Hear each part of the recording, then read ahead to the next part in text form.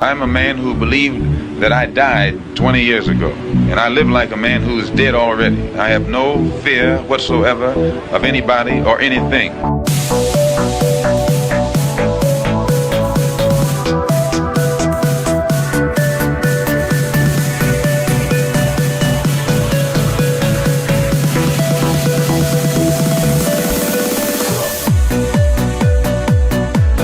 Gary Webb. I am an investigative journalist, and in 1996 I wrote a series of stories entitled Dark Alliance, which was about CIA involvement in drug trafficking.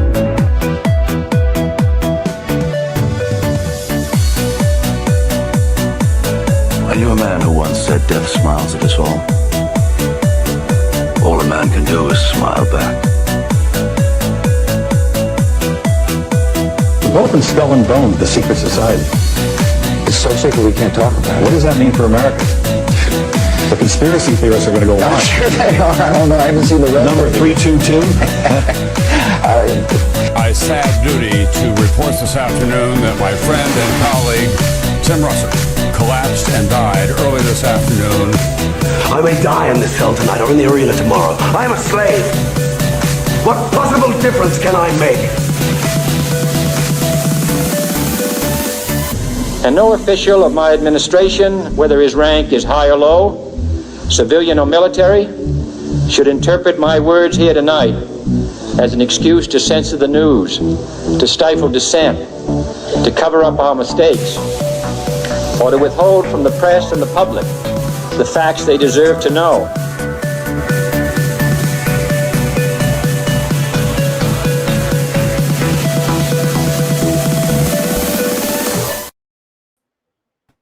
Welcome back to your favorite live call-in conspiracy or parapolitical show, depending on what sort of flavor you want to add on to that.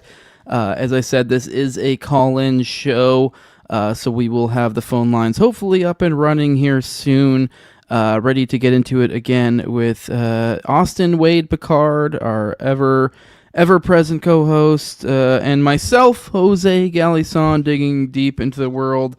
The world of schizophrenia, what the fuck is going on? We have Lindsey Graham dead. The world's coming together to honor his memory, finally fulfilled in his final moments. Did you see that video, that video of him, when he that recently that just came out, of when the literal, I guess you had a documentary filmmaker following him, the moment when the Iran war first strike started. Yeah, it was kind of weird, and it's almost beautiful in a weird, because it's he literally did die fulfilled. He had his moment before and then shortly after gone. For Lindsey Graham, the warmonger. Yeah, absolutely.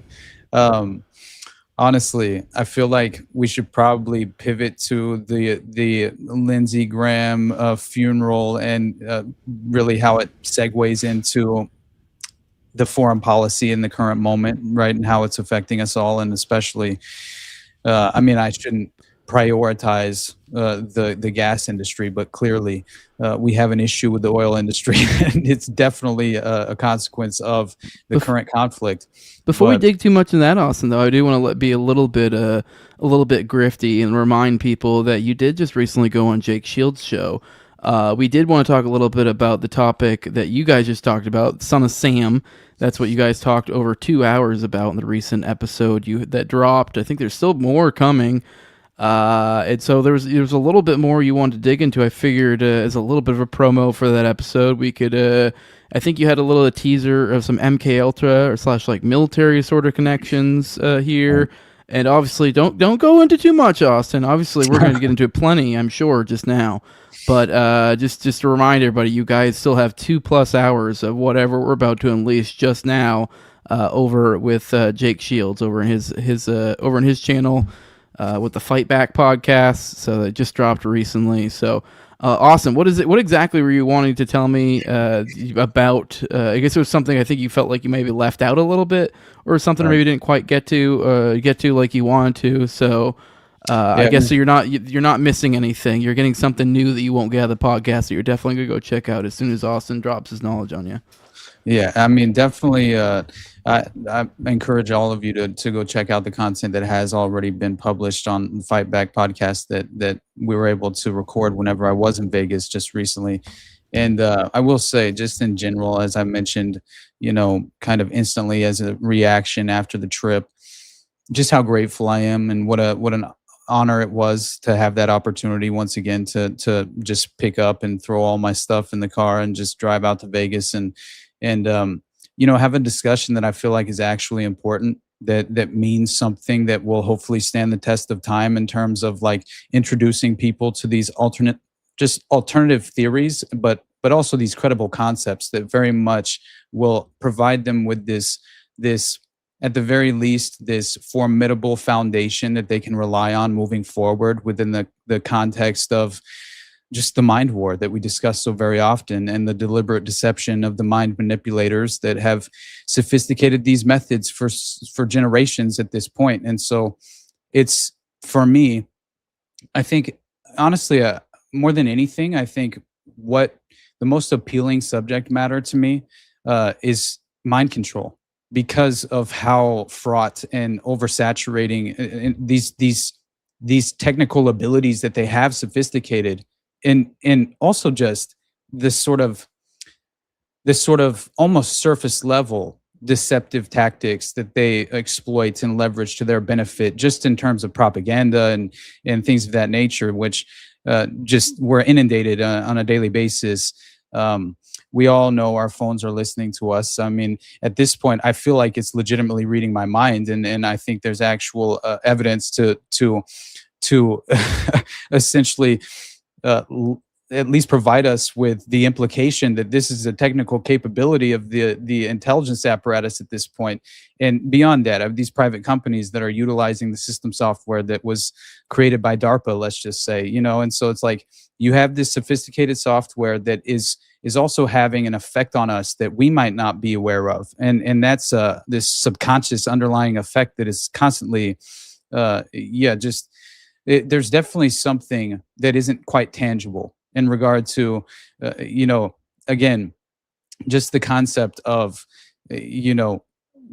remotely triggering a Manchurian candidate to some extent, right? It's like that in the lowest level, right? The most surface level form of that is just triggering the subconscious propaganda that has taken root in your mind's eye, and really causing you to be unable in the moment when it matters most, right? To not be triggered into that over emotional reactionary state of mind, to where you embrace a bad idea or a false framework, so to speak, to really cause you to be incapable of having a discussion with an open mind, right? Especially in an objective way. And so I just have to say, being able to have those discussions on any time that we are given the opportunity to go on platforms that are large enough to reach a larger audience that obviously is untapped in terms of those conceptual ideas and those very viable concepts being illustrated and described in a way that is palatable and convincing. And I think that's another thing, and something that I'm overly obsessed with. It's like I struggle not overly criticizing myself every time I ever have a conversation, because I feel like I left so much on the table.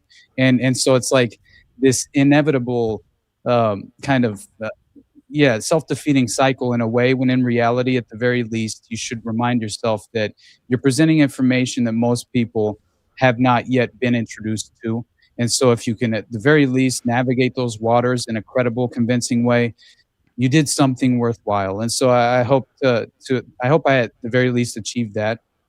And beyond that, I kind of appreciate having conversations with friends that are very open-minded and are eager to learn more about these ideas as well. And as we kind of have discussed personally, when we met Jake the first time, it's almost like he approaches these concepts and really just this industry of content creation in a similar way that he approached his fighting career, and I admire the hell out of that. It's inspiring, honestly, to see, just someone who has such a work ethic that is, again, just inspiring and formidable to witness personally. And so, yeah, it's been nothing but an honor and a blessing to just cultivate these friendships, especially, you know, from day one, as I've said on this show for how many times, you know, just it's honestly, I couldn't be more grateful to be able to just like pick up the phone and give you a call if I need to talk to you, and we're legitimately brothers, you know. And it's like that's a different thing than, yes, we're all working towards something in terms of you know, improving in this sort of at the very least in this kind of framework of content creation, right? Personally trying to improve in that way, but also just intellectually growing together and doing it in a way where we only hope to benefit each other. And it's that law of abundance, brother, and it's a beautiful mindset. And so I just wanted to, at the very least, remind everyone how important that is, to kind of try and maintain that attitude of gratitude as much as possible. I'm trying to remind myself. I'm not lecturing you, I promise. But oh, definitely. Yeah. Right. No, it always feels surreal when you do something like that. It was definitely surreal hanging out with him. I mean, I remember I was a huge GSP fan, and so way back in the day when I was really into MMA, so seeing Jake, you know, and hanging out with him is quite wild. For anyone who knows the history, he pretty much was basically the only guy who really gave GSP in his heyday, like at the top of his absolute game, like an actual like run for his money. I forget the fight. It was a hell of a fight. I forget the specifics on it. I think it was a close. Didn't it go to like the distance and it was like close or something like that? Yeah, I forget. It was a war, dude. And it's wild. So yeah. He's a fucking warrior. Yeah. And you could tell he's a joyful warrior because he clearly. I mean, obviously, I don't know him well enough to know like how he approaches martial arts, but obviously, you know, talking to him, hanging out with him intellectually, you can tell he's a probably likely approach that in the same way. Is this joyous way, trying to learn things, trying to just grow in different ways. Same idea. He's just in an intellectual way, just being like, whoa, holy shit, this, completely throwing any sort of concerns about respectability to this wayside. As well you should. Just, I'm searching for information, fuck all that gay shit. Exactly. And so it's great to have a platform for something like that. I know there definitely are a lot of people who have their issues with Jake, and I totally get it. But that's kind of what it comes with it when you have somebody who is kind of the bro dude who is like, just got to a point in his life where like where I can afford to just go down every rabbit hole I want, and you guys are gonna have to fucking deal with it. And he's honestly one of the most genuine people that I've ever met as well. And so I think it was so interesting and kind of fascinating to witness when the first time he called to kind of discuss what we would talk about, whatever subject we were going to prioritize, you know, whenever I came out. It basically he's I kind of went schizophrenic as hell, right? I just had a schizo dump on Jake, right? And we talked for almost 2 hours, and I'm just honestly, it was mainly probably because this was my solo project and still is my solo project that I've been working on and has been on the shelf, and I've just been like slowly accumulating more information over the course of time in regard to the Odyssey Foundation and John Wayne Gacy. Becoming a docu-series. Dude, I'm getting scared to be honest, but I'll have to definitely limit my scope far more than I am at the current moment. But it's also trying to overwhelm I don't want to entirely overwhelm myself, but I think you have to overexpose yourself to such a degree whenever you dive down these proverbial rabbit holes. The evidentiary case connections that are so important in terms of the details and understanding and providing yourself with that overall at the very least, more of a sense of self-confidence in terms of the overall scope of the case in general, right? And how you can come to any sort of conclusion in a real way. It's like you definitely have to overexpose yourself to those things. And so I think it was mainly all of that was just percolating and bouncing around in my mind for so long. There's too many connections too, and you're trying to dump all this into Jake's head. There's just way too many connections and all this stuff, you know? I know, and it's in the course of an hour and a half on the phone just introducing him to this. And so I didn't even expect to do this, if I'm being honest, and it just sort of happened. And so I start talking about John David Norman, the Odyssey Foundation, how these serial killers are technically connected through, right, this not only PDM contractors, but I was explaining to him how Odyssey turned into Delta when it moved to Chicago geographically, and you know, all of these things. And so then he instantly goes from that conversation to, okay, I'll get back. And then he's texting me at 2 a.m., right? That very same day, or very same night. And he still was up all night basically researching John David Norman, all the connections that I was illustrating to him over the course of the phone call. And it reinforced everything that I had to say, right? And so he comes back to me like, holy shit, you know, it's starting to take root in his mind a little bit and take form in terms of understanding exactly the overall scope of this network in a sort of way, at the very least, the introductory point to begin to understand it. And especially through the scope of John David Norman. And it was just hilarious to kind of see how much he was eager to continue to learn about this, and especially how many people are unaware. I think that's the other part, and what was so extraordinary to him personally is the level of which people are so unaware of these things and these various connections, especially to this class of serial killers that erupted at this specific point in time in the course of American history. And anyway, I didn't mean to get off on this tangent, but the point is just, you know, life is good. But I think at the very least, I can kind of speak for the both of us in terms of we're extraordinarily blessed, you know, and to be able to have these conversations on a weekly basis and continue to learn and actually pursue something that feels as if it's a valuable use of our time. Like that in itself is a victory in life. And do you know how many people just spend their daily lives, you know, the more of their time is spent at a 9 to 5 or whatever the case may be, right? At some just soul crushing experience that is not at all, at the very least, kind of, it's not providing you with that purpose that I think is fundamentally necessary to have, just not have that sort of, I think it becomes an identity crisis. And this is how it really comes to fruition and surfaces in so many people. But anyway, I'll get into the David Berkowitz mind control thing because David Berkowitz and his mind control, and how he's connected to the military.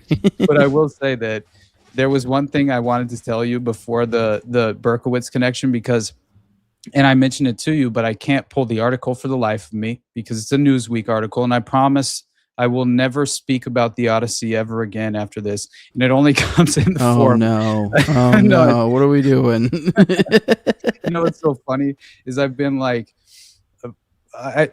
honestly, it doesn't even really make sense why I'm so, I've been obsessively focused on prioritizing the pop culture concept of what the Odyssey is, you know what I mean, represents in my opinion. But it was hilarious because I went on NDS yesterday, and for some reason that I cannot explain, because it was not at all the goal, I was going to present the Christopher Nolan Odyssey tangent as a way to kind of transition into John David Norman's Odyssey Foundation, have that conversation, promote the recent interview I did with Jake. And that never happened. It was just me hijacking the show to talk about the Odyssey and basically these pop culture reference points and cultural touchstones that we've been discussing in the recent past. But I will say that throughout this ridiculous process of kind of being overly obsessed with this subject, I rediscovered this connection that I realized years ago I had actually stumbled across. And it was this ridiculous claim about, and this, it was basically about Christopher Nolan's older brother. He has two brothers, right? So, and as the story goes, right, this dates back to like 2005, and essentially you have these charges that would result in basically a conviction not for Matthew, not for the brother Matthew Nolan, but there's a conviction in 2009 for the actual murder that did take place in Costa Rica. So here's the point: is that Christopher Nolan might have a brother that is a potential hitman and murdered a Jewish banker in Costa Rica. And it's even stranger than that, because it turns out that there's a code name that Christopher Nolan's brother would actually utilize during the time in which he was a contract killer or an alleged hitman. But again, Christopher Nolan and Jonathan Nolan is the other brother, I believe. They've never basically had a public, they've never spoken publicly about their older brother Matthew, which is very strange in itself. At least at the time of this article from Newsweek in 2023, that had been the case, right? So basically, what you come to find, and this is according to these court records from especially this Costa Rica murder case, right, where the Costa Rican government unsuccessfully applies for Matthew Nolan to be extradited from the United States in 2009, right? And this is in the records that basically proves that they made a number of claims about the situation in regard to this murder case and the circumstances surrounding specifically the death of this Jewish banker. So let me pull this up on my phone, because as I said, whenever I attempt to pull it on my computer, my browser is overwhelmed. And for some strange reason, I have major issues with my connection. So I want to make sure I get the actual name of the murdered victim, right? The Jewish banker. I want to actually make sure that I get that name correct. But the main point is that clearly the first thing that it implies in my mind, just pure speculation, but fascinating to say the least, is that basically you can imagine a world where none of these prominent personalities in the Hollywood industrial complex rise to prominence by accident, right? It would seem that there's some sort of hidden genealogical component or factor involved in regard to how they kind of even have the opportunity or the avenues of opportunity available to them. I find that to be basically just commonplace. It's the status quo, right? In regard to how Hollywood functions. Robert Cohen is the name, right? Robert Cohen is the name of the actual banker in Costa Rica, the accountant who was found murdered, right? And Matthew Nolan was arrested and charged with the murder of this accountant, Robert Cohen, in Costa Rica in 2009. He was actually arrested and allegedly charged with this, right? So this is so crazy, man. You can, again, I didn't expect any of this whenever, I probed a little bit deeper below the surface. So it turns out there's another man, Luis Alonso Douglas Mejia, right, was initially convicted of the murder in 2005.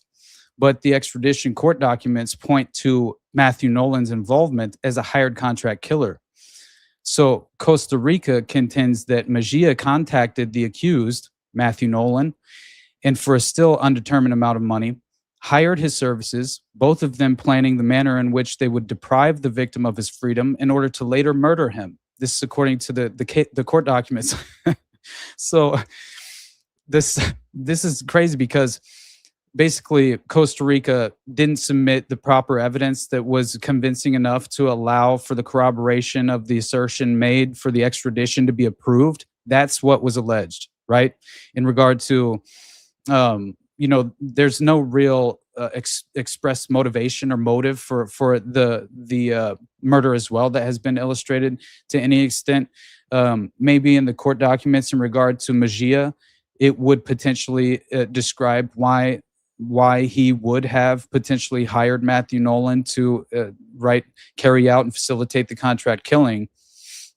But either way, in the court documents, there is evidence that Matthew Nolan used the alias, right? And which is fascinating, again, that there's even testimony as well that he's using this code name, and basically the code name had nothing to do with J. Robert Oppenheimer, but unfortunately Matthew Nolan was using an alias or a code name while he was engaging in contract killings that was Matthew McCall Oppenheimer, right? This was the alias that he was using.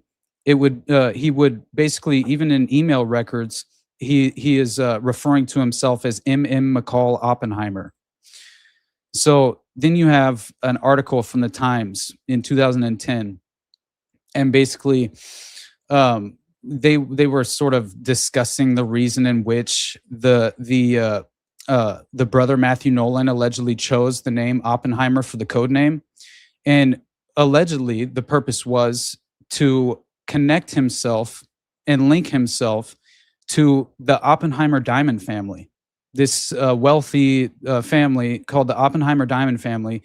And this is basically a family that is related to the South African diamond dealers, right? And so had nothing to do with J. Robert Oppenheimer, the scientist that obviously was involved in the creation of the nuclear bomb. But anyway, the essentially Matthew Nolan was never convicted of being a hitman or even being involved in this murder, but he was in 2009, 4 years after the death of the individual. Again, last name Cohen, first name Robert. It turns out that basically 4 years after the fact, in 2009, after the death of Cohen, there was a bankruptcy. Matthew Nolan had fired for bankruptcy in Chicago, right? And he was arrested by an FBI agent named Pablo Araya that very same year, and was formally charged with Robert Cohen's murder by Costa Rican authorities. So this is all. So a judge in the U.S. never he went on the record claiming. I would like to find out who this judge is. Honestly, I need to just do a little bit more of a further dig, a deeper dig into this. But I will say that this judge in the U.S. didn't see the sufficient evidence to extradite him, right? So this basically led to Costa Rica abandoning the extradition request in 2010. But at the time, he was being held in the Metropolitan Correctional Center in Chicago, and Matthew Nolan even went so far as to attempt an escape and was even sentenced for 14 months in jail as a result. But after serving this sentence, he was released. So ever since then, there's nothing documented on Matthew Nolan. But fascinating, right? And yeah. Once I was waiting for a connection to Berkowitz. Am I losing my mind, or was there more that you were trying to go into with Berkowitz, the military not. MK Ultra connection? No, okay, all right. So I'm like, you're waiting. I'm like, when is Berkowitz MK Ultra? I just had to tell you. I was like, I was ready to be blown the fuck away. Like, you're connecting these two, but go ahead. All right. No, I'm not connecting Berkowitz to any of this, but I am just at least providing the extraordinary connection to the fact that Christopher Nolan has an older brother named Matthew that was a potential hitman going under the code name Oppenheimer that murdered a Jewish banker in Costa Rica. So he likely tried to impersonate a Jewish. That's my guess. I would just assume with the name Oppenheimer. I mean, I would assume a Jewish South African apartheid diamond owner. So I don't know what the end game was there, but it sounds like he was trying to pull some sort of con, and then he also killed some other Jew. So it sounds like some other weird game of espionage or some sort of tricks were afoot that I don't know exactly what the idea there was, but something weird, something a fucky was going on, like, that's for sure. Some sort of targeted assassination of some kind that might have mob ties, mob connections. This is how the networks typically function. It's the same thing when we have the conversation about Gacy here in a moment. There are potential mob connections to Gacy where he was basically saying he was a hitman for the mob. That's what he was telling some of the victims. Some of the victims that even, survived, right? And were just around Gacy during the time. We'll get into that as well, but I thought the Berkowitz mind control connection I mentioned, and I did actually describe that, I believe, in the episode with Jake. So definitely tune in and witness that for yourself, and maybe even follow that through, because at the very least, just go and read Maury Terry's book, basically, is what you need to do, honestly, if you want to understand in regard to Berkowitz's time in the army, right, and during his time in the military. It was strange because I think he joined the military, I believe, in 71, right, and then he's stationed in Korea. And this is before he's only in the service for around the 3 years, right? The 3 to 4 years before he's discharged in 74, right? And I believe he even received an honorable discharge. But while he's serving in the army, he basically was known to have used LSD, right? And so this is problematic in terms of Sam changed after the LSD trips, which was a New York Daily News article published in 1977 in the month of August, right? And it turns out that basically this is following David Berkowitz being arrested, right? And you have this article being ran, and basically the headline read, "Sam changed after LSD trips," and it details how he basically had this devastating personality transformation, right, that occurred while he was taking these psychedelic drugs in pharmacological mind control agents, in my opinion, in Korea during his time in the army. So New York Daily News basically claimed that in the context of this article, Son of Sam's personality change was documented in letters to friends, right? So then you have the Salt Lake Tribune, where it's basically publishing the context of essentially an army friend, right, who's offering his perspective on the time that Berkowitz was in the army, especially when he was stationed in Korea. And basically, an army buddy said that Berkowitz adopted the Son of Sam nickname to signify his belief that he was actually a pawn of the state, a pawn of the government, to symbolize Uncle Sam, right?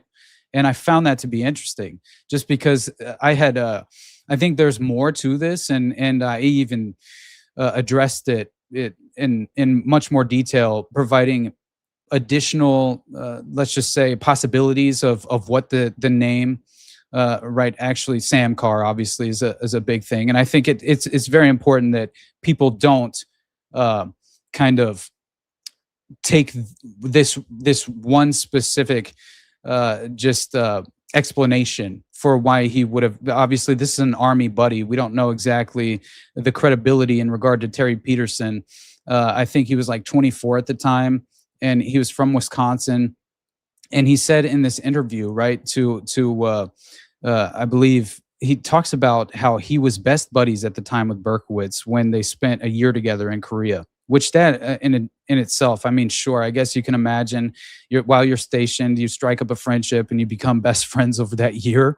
But like to even describe yourself as like you were best buddies when they spent that year together, I don't know. Maybe that's commonplace. But he claimed that Berkowitz would complain to him about, and just in general, he wouldn't just complain directly to him, but he would complain in general about what the army was doing to him. And basically, the buddy claims he took a lot of static after he basically he filed conscientious objector forms, right? And so after that, his buddy claims to have told him that, well, you signed up and now you're just a son of Sam. And so he acts like he basically provided David Berkowitz with that concept. And then he goes into claiming what I meant was that he was a soldier for Uncle Sam and he was obligated to serve his country. But he took that to mean that he had become a pawn, a tool in some big game that the establishment was making him play. I'm certain that's where the name Son of Sam came from. We used to call each other that all the time. This is what basically this Terry Peterson went on the record claiming. And this is during, I believe it was August of 1977. So then you have this strange connection to basically Berkowitz becoming a part of this special project for profiled candidates, during which he was dosed with LSD and various other pharmacological agents and pharmaceutical drugs. And so Terry Peterson, the army buddy of Berkowitz, stated that when Berkowitz said he was the son of Sam, he was trying to say he was the son of Uncle Sam. Yes, a creation of certain elements in the U.S. government, but David Berkowitz basically, this is all during the time where he entered this special program for profiled candidates where these drugs were being administered. So I personally thought this could be clearly, and I don't think this might not even be the introductory point to these sort of mind control techniques, right? That Berkowitz was clearly, I think he was profiled long before he entered the special program. Otherwise, he probably wouldn't have even been stationed in Korea at the time. Who knows? But I would like to, because I've seen people make additional claims to basically his childhood as well, and obviously many of these cases, they stem back to this childhood trauma that helps fracture the mind into the dissociative identity disorder state, where they become a fundamental kind of asset, and also are basically primed and ready for this potential. Clearly it's a deliberate use. They were basically designed for this deliberate use later on in their lives, and so they will follow this sophisticated path. The path of a programmed asset, right, is essentially what you see. So anyway, that's really the extent of what I kind of wanted to just reiterate and reinforce, and because I had mentioned the fact that it's possible, and I think there's even much more evidence to illustrate and imply that potentially mind control was on the table in regard to David Berkowitz being an actual mind control asset, that they could easily strategically position. And that was kind of the point I wanted to make. If we're going to take the time to talk about the military and mind control, we have plenty to talk about the big trick they've pulled over there. I do want to give a little bit of a reminder, or I guess housekeeping, let you guys know. You guys can call in. Phone lines are open, 1-833-722-3323, 1-833-722-DEAD. But yeah, we have Zelensky, we have Netanyahu coming back in for another hangout. Last time it was here was like less than 2 weeks before we started up the Iran war again. So it seems significant. Anytime BB rolls through, seems like something new's happening. But just I feel like we have these. I believe it's either today or I think it was today. Actually, I think it was the funeral of Lindsey Graham. So there was all sorts of foreign dignitaries attending in honor. They're passing, I believe it's some sort of sanctions bill on Russia.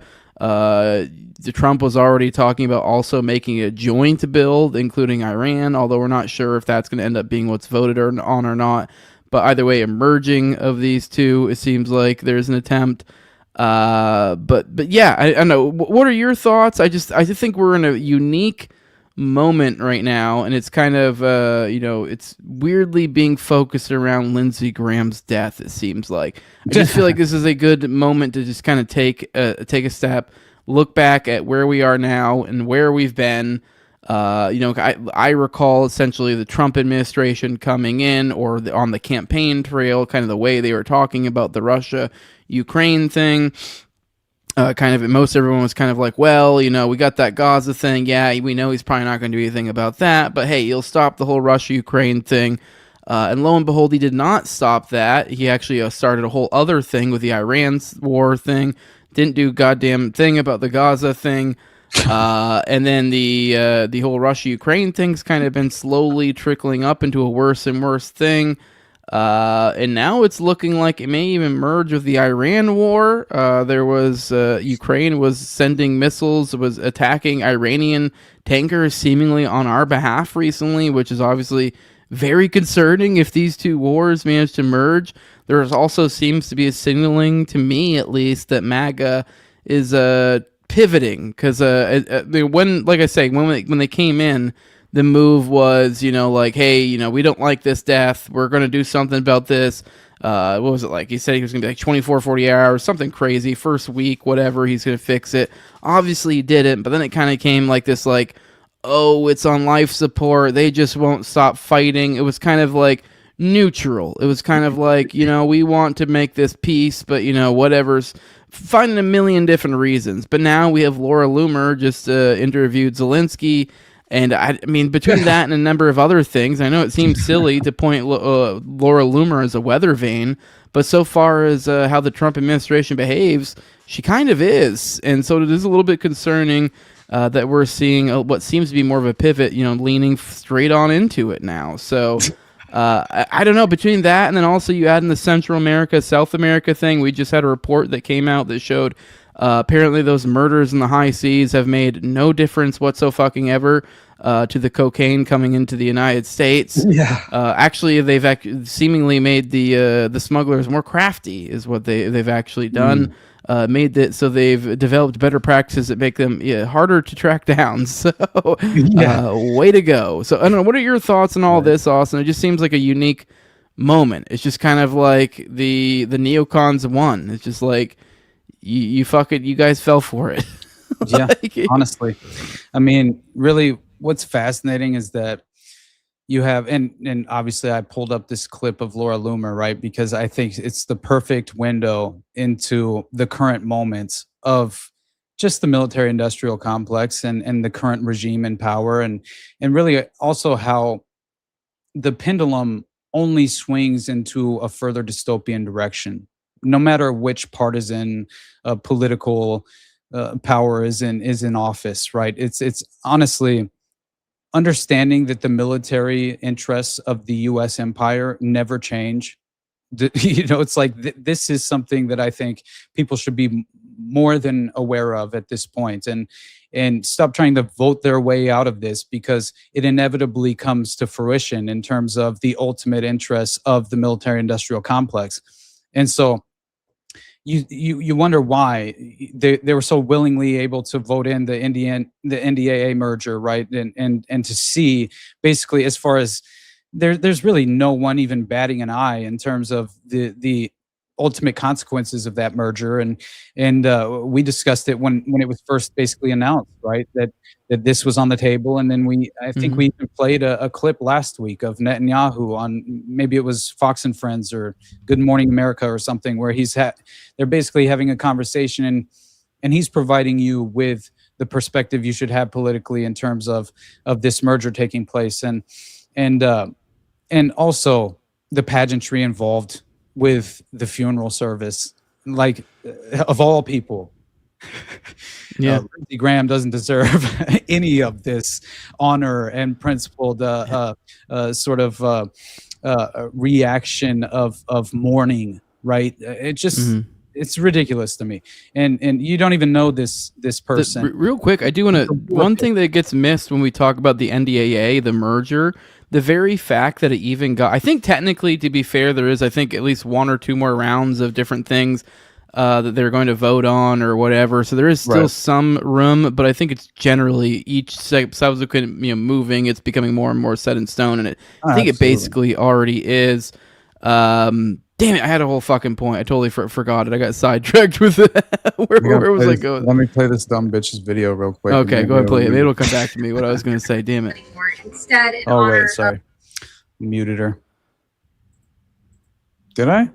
Can you hear this? No, I heard it. In honor of Lindsay's commitment to stand with the Ukrainian people and to stand against authoritarianism, we're going to deploy the drone to the front lines so that it can be used to kill Russians. So rest in peace, Senator Lindsey Graham, a defender for freedom and liberty all around the world.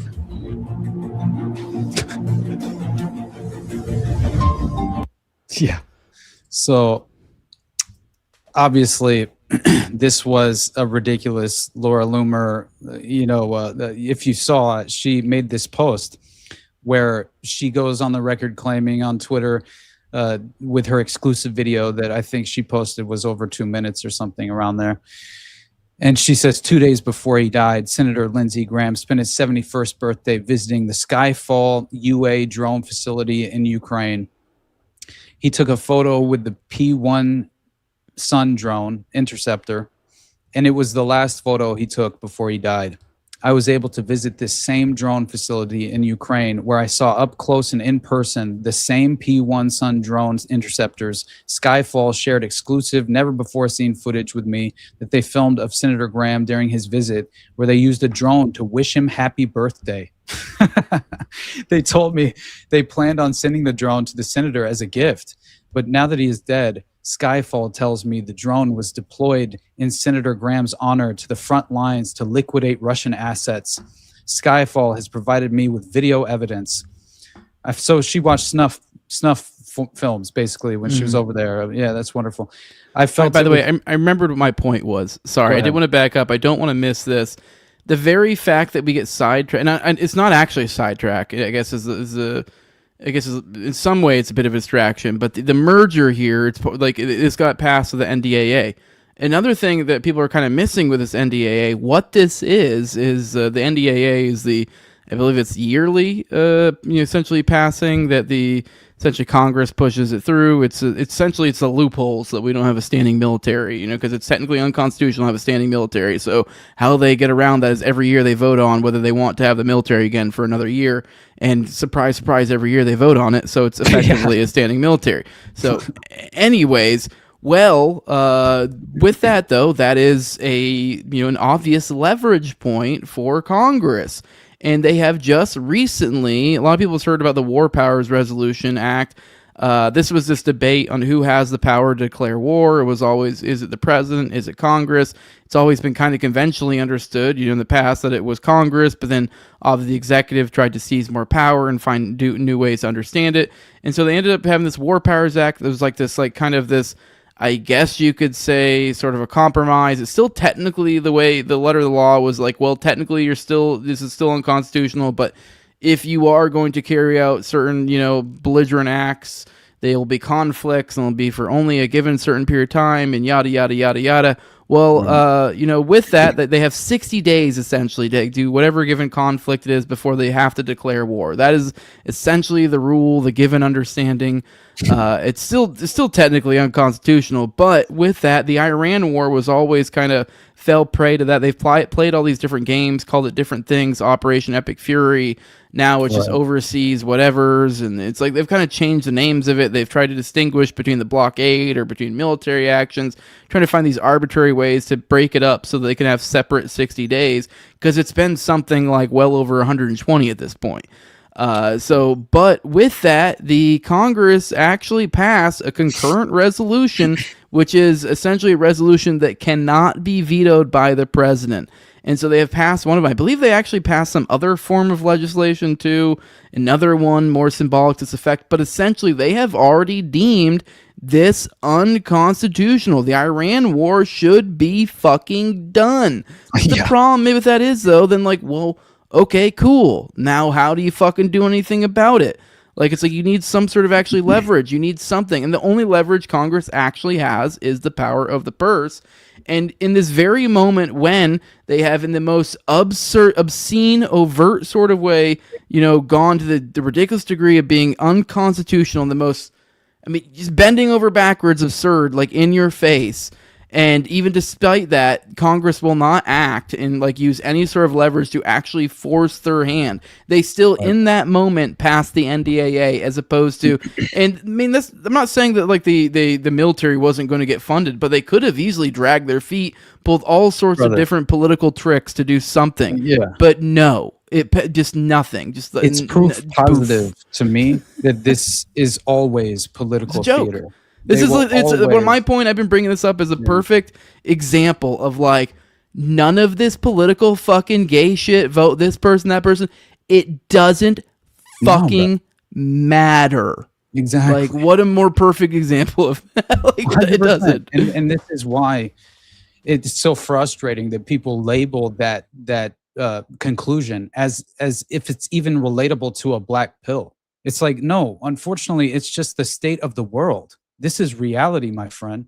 So if you want to have any sort of, consequential effect in terms of shifting the system into at least a better direction, a more positive direction that could lead us to a better place, you better at least be able to address the fact that they consistently utilize these political personalities to save face, to run damage control. Their only goal is public relations, for the general public to internalize and interpret exactly what these policies inevitably will obviously result in. And in terms of the result of the policy in general, they want to obviously control the outcome of how you psychologically interpret what will inevitably take place in the aftermath. Now, I will say, I saw another kind of like, and this is what makes me think that like Sam says, right? Basically polling is a form of black magic or whatever he says. It's like essentially some kind of, it's really just a sort of way in which you can influence the subconscious minds of the general public as well to kind of accept the outcome as it is coming to fruition based on the polling positions of things. It softens the blow at the very least. Psychologically, I think, for people. And then also it even like primes them for potential outcomes of what they should expect, right? Expectations it will basically provide them with, which I find to be another way to soften the dystopian outcome, right? It's fascinating how this has been so well designed in terms of the sophisticated nature of this very, very deceptive, deliberate deceptive, propaganda. But the only reason I mention it is because I saw the Libertarian Institute publish an article talking about only 1 in 3 Americans support the Iran war. And I thought, that's a little too many Americans. Yeah. But, honestly, I'm not. It's still like the least popular war, I believe, is the stat I keep hearing repeated. But then I read the very beginning, right? And this was the reason that I mentioned that about the polls, like being witchcraft, sort of, right? It's so it's a Reuters poll. And again, this is, according to Kyle Ansalone's article, President Donald Trump's war against Iran has slipped to its lowest approval yet. The poll comes after the collapse of the Memorandum of Understanding, MOU, and ceasefire, which also obviously has more of an effect than it's interesting, this escalation, right, clearly. But the point is that this Reuters poll that was released on Tuesday, on today, found that, guess what? Just 33% of Americans, Jose, actually approve of the war against Iran, while over 60% disapprove of the conflict. This is Freemasonic theater. No. I'm tired of the 33% polls. Just leave me alone. Like, honestly, I don't even play gematria, but what are you doing to me? Like, when it comes down to the John Wayne Gacy connections, we'll talk about later after the break, I would imagine. It's 33 is just layered into the case. It's fascinating. He's even playing into it in his prison interviews, which is fascinating. He's telling one of the mothers of the victims, who's doing a lot of press, she needs to go take 33 Valium. And I'm like, oh my God. And he's laughing about the fact that he worked as a clown for an ice cream shop that only had 33 flavors. Right? It's just like the most ridiculous thing that you could ever see in your life with John Wayne Gacy and his 33 victims, allegedly, which obviously I don't believe. But anyway, with the foreign policy. When we catch Tyler Robinson in 33 hours? Isn't that what it was? Yeah, brother, the 33-hour manhunt. Let's go, son. It's like, it's the dumbest thing that you could ever imagine, right? And I just think clearly what matters most is really the blood sacrifice in regard to the military conflict, right? Because that's just a reality of the consequential nature of a military conflict, but also how it affects us fiscally, financially. And I mean, what the real cost of the war within 120 days was quoted at being $103 billion, It's basically already at a Holocaust in Ukraine. I think, what, a couple 100,000, right? Exactly. And that's why I think, dude, when you have, so we're talking a 4-month timetable, right? A 4-month window of time, and the U.S. government has spent over $103 billion on the Iran war, which is larger than all but 3 countries' military budgets. That's just like, these are figures that only refer to direct war costs. It's the immediate budgetary costs directly tied to the conflict, including operations, personnel, and material or whatever. But it's not effectively, acknowledging the real cost, honestly, in any sense of the word. So anyway, I think that it's important really that people understand that. And I think it was Dave DeCamp, right? He ran, I think it was at the top of antiwar.com about the Pentagon database, basically acknowledging that over 200 U.S. Casualties, right, in the war. Since like only July 7th or something, right? Yeah, well, to be clear, I always hear casualties and I think deaths. That just means injuries as well. So that's injuries altogether throughout this, plus deaths. So I think that includes deaths. It's obviously awful, yeah.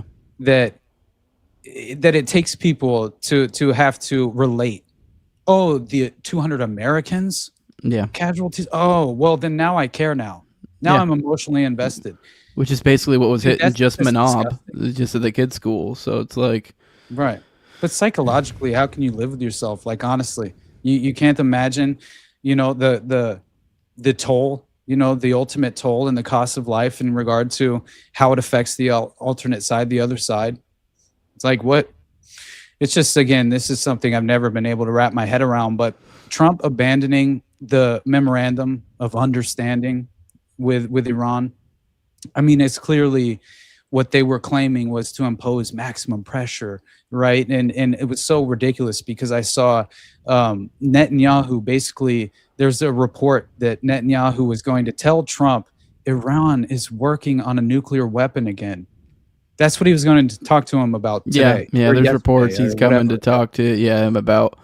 She's like, yeah, I'm sure he's 2 weeks away. Like, okay. Like, I feel like I've been here before. Yeah.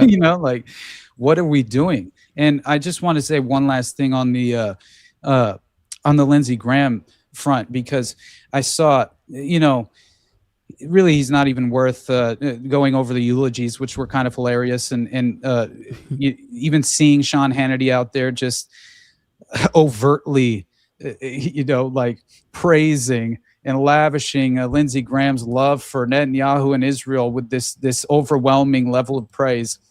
It just goes to show, what their goals are, and what their true, underlying agenda that it truly is. And I think, and I really don't blame. I saw footage of Trump like falling asleep at the actual funeral service, and I'm like, yeah, I probably would as well, honestly, especially if I was his age. But now we're renaming the military base, right, in South Carolina on behalf of Lindsey Graham. And I think Trump even said in his eulogy, like, he goes off script. You can clearly tell he didn't write a damn word that he's reading. It's so funny. And he goes off script and he starts talking about how, well, he said, because he first says virtually everyone liked Lindsey.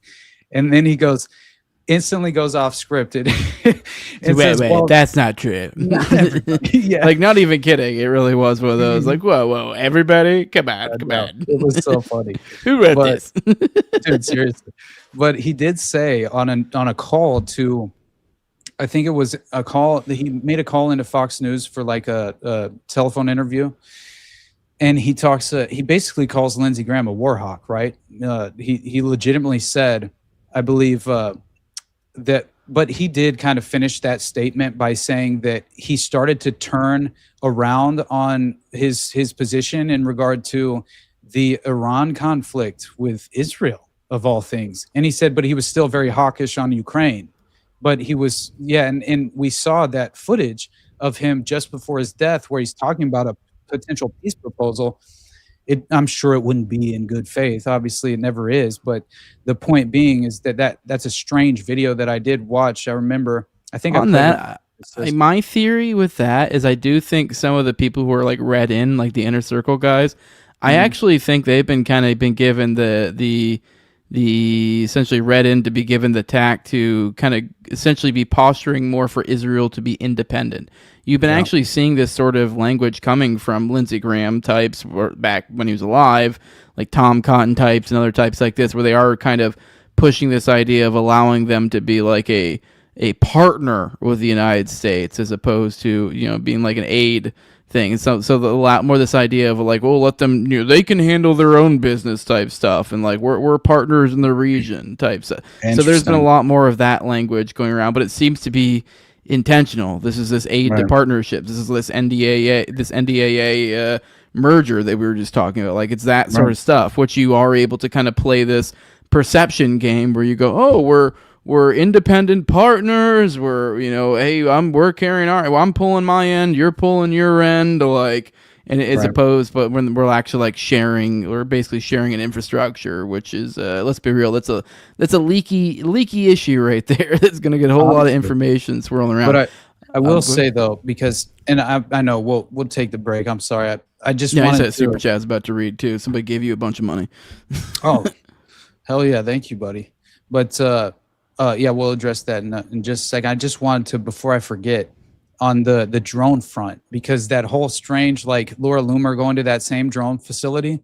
Now, I remember, and I forgot to mention this in either of the shows that I did during the week, that it was kind of relevant, you know, at the time in terms of Lindsey Graham's death being a little more relevant, right? But the point is that there were all these allegations that basically Lindsey Graham, when he was visiting Ukraine, he was reassuring Zelensky. He's having this meeting. They're discussing, you know, basically they were discussing strategy as well, how they were moving forward in certain ways militarily. But the point being is that basically he's shown this covert drone manufacturing facility in Kiev, right?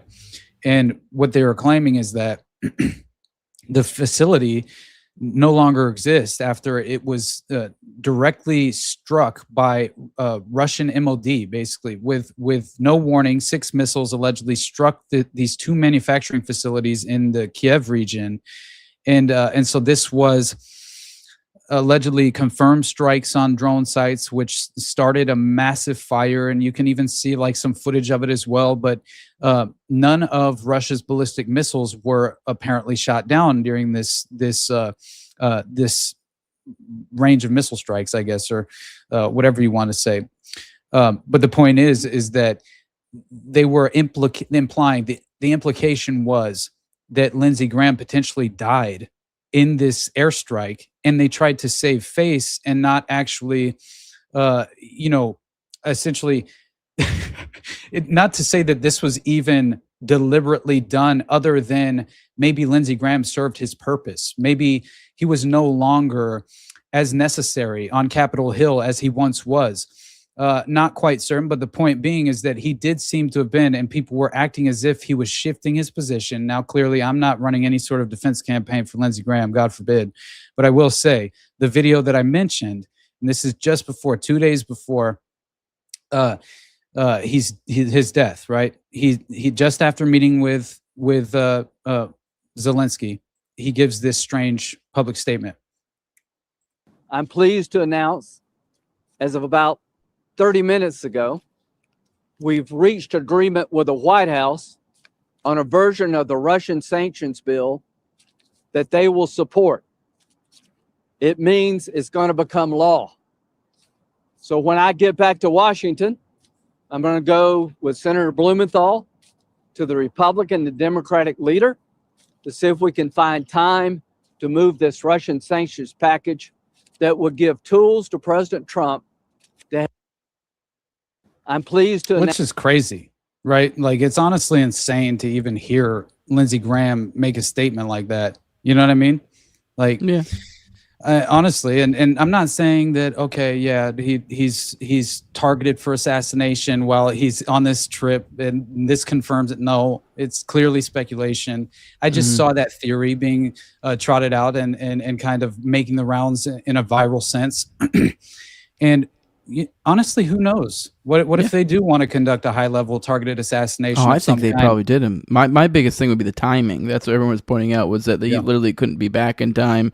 It just kind of makes sense. That thing did get the drone. From my understanding, is that building got bombed like the following day or something. Right. So, which, how the hell is Laura Loomer making a trip? You know, did he go to a different drone manufacturing facility, or is she just trying to like run an alternative, which to what I was talking about earlier. Let's say he did kill it, and let's say Russia did kill Lindsey Graham, and they're keeping it under wraps so as to not make it like, because let's be real. Well, because I don't think I highly doubt the Trump administration wants that sort of like push for like. I mean, I don't think they mind if it expands, but I don't think they want to like have a full offensive. But if this does happen, they keep it under wraps. There's probably certain characters who have an inkling, and they may understand like, oh shit, this happened, and this gives them some wiggle room, essentially, I guess. Essentially where they know they can push things a little bit further. So like with Laura Loomer, like she can go in to interview Zelensky. She can kind of tweet a little bit more aggressively, pushing MAGA along, trying to coax them into this. Because knowing the administration's likely to not counter signal her as hard, knowing that perhaps there's a certain senator who may have gotten killed by the supposed enemy, and knowing this could really push it. So they're kind of like taking their peanuts of what they know they can get out of the situation, sort of thing. One of the recent Lego propaganda videos shows Lindsey Graham with a dead child, a dead girl, a little dead girl in his arms at his like mansion, and it's night.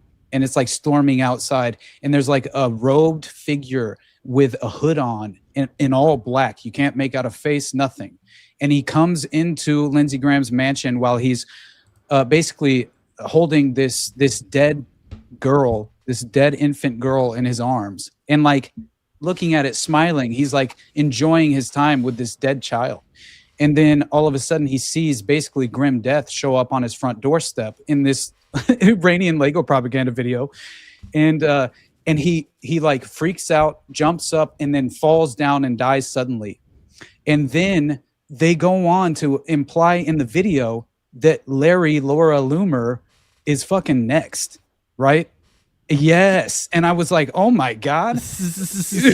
Like that is an extraordinary like level of not only just a direct threat, but like people are going to look at this as if it's just, hey, there have been murmurs. Propaganda. I mean, that might begin over our skis because this is connecting a lot of dots here. But there's been all sorts of murmurs that Russia has been insisting with intel with Iran for all of this stuff. So maybe that's the connection. I don't know. It's getting a little too much over our skis there. My but bad. Let's read this. Let's read this super chat, and then let's go to intermission. And then we'll come back, hang out with the patrons. I want to talk to you a little bit about John Wayne Gacy. But we do have a super chat from Hollow Victories, $20. Appreciate the support. He says, appreciate you gentlemen for what you do. Thank you, Austin, for losing your sanity for the homies. Austin, have you ever been approached for the things you talk about? Then he said, also, what do you guys think about that NDAA 219 bill? Obviously, we talked a little bit about that already. So I guess the default then would be asking if Austin's ever been approached. The answer for me, I've never been approached. I think I had one person in my real life that recognized me from some podcast thing once. That was it. Right. Now, I wonder, is he saying approached in the sense of to try and compromise you, or to some extent, or something? Yeah, by or some suits or something. That's how I read it. But also, like, I guess just approached in any way. It was really cool when I was at the Comedy Store the last time and I saw Sam's latest special. It was funny. Me and the wife were sitting at the bar down at the bar, right on basically right near the street outside the Comedy Store, and it was right after his set. We watched in the belly room, and so we were just kicking it outside, and I saw this girl with her husband, and she's like walking around to go to one of the comedy rooms, and I think she's probably going to the belly room as well, unless. I don't think it was the OR, but anyway, and she instantly actually recognized me because clearly there were a lot more people there to just see Sam's special that night. And so it was clearly just from like doing podcasts with Sam that she had the ability to recognize me, but that was kind of cool. One of the only positive, sort of, moments of recognition from the show, but as far as like to the side, showed you your phone, your internet search history. No, telling you guys never trust women; they're always feds. Dude. No, honestly, if I haven't been approached, I I will say, like, weird things happen. Like, for example, the very day that Jake published the most recent interview we did, right, on Son of Sam, I think published on Sunday. And, you know, you get an influx of followers or whatever just from a new kind of, you know, introduction point or whatever you want to say. And this like this profile on Instagram follows me, and it's got like a picture of like an older black woman. And I'm like, you know, whatever, it doesn't matter. But the point being is that they like DM'd me instantly, and it felt like it was almost like it wasn't a real account. You know what I mean? And the DM was just like single word, hey. And then I got a basically an alert that the account had you know, changed its profile picture a few different times, maybe even the handle, I don't know. But they basically, this account calls me multiple times through Instagram, which, by the way, is a complete and total invasion of privacy. And it's kind of bullshit that if you have this social media app, that people don't even have to have your phone number and can actually directly call your phone when you're not even using the app. Like, that is insane, you know. But clearly you just agree to it, to the new terms and updated terms of service, because you want to continue to utilize the social media platform. But anyway, the point being is that there are weird things like that, you know, just weird DMs, you know, that you get. I had that guy I told you about. You remember that guy I told you about? That was probably the weirdest thing I had. The one that was like trying to send me. I've had people try to tell me like, oh, this inside info, like almost trying to get me to run with stories or something.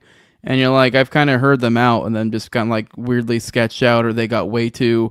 I've had like at least once, the explicit example of that come to mind. I feel like it's happened at least one other time. I've gotten some weird emails. I know that the exchange I told you about, Austin, I got full on to like called the guy or whatever, because I was like, the fuck? I wanted to hear him out. But I've had other similar like just emails of weird shit like that where you're like, you never know where it's going to lead. And had some that gave me some weird vibes. Like that one I just told you about. I do really feel like that was something. That was some sort of somebody trying to get someone to run with stories, because his big concern was, who do I know that's big?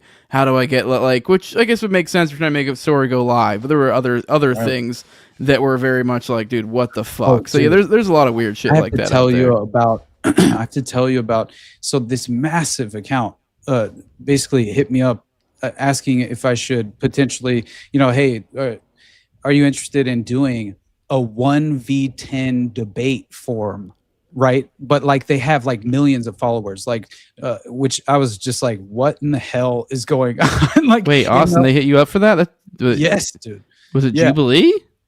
No, it was. Let me look at the guy's name. Hold on. No. Like, have you not heard about those 10v1 things? That's what those like silly like those Jubilee. They would actually probably be really good for you, like so far as getting your name out there. Sure, it would be.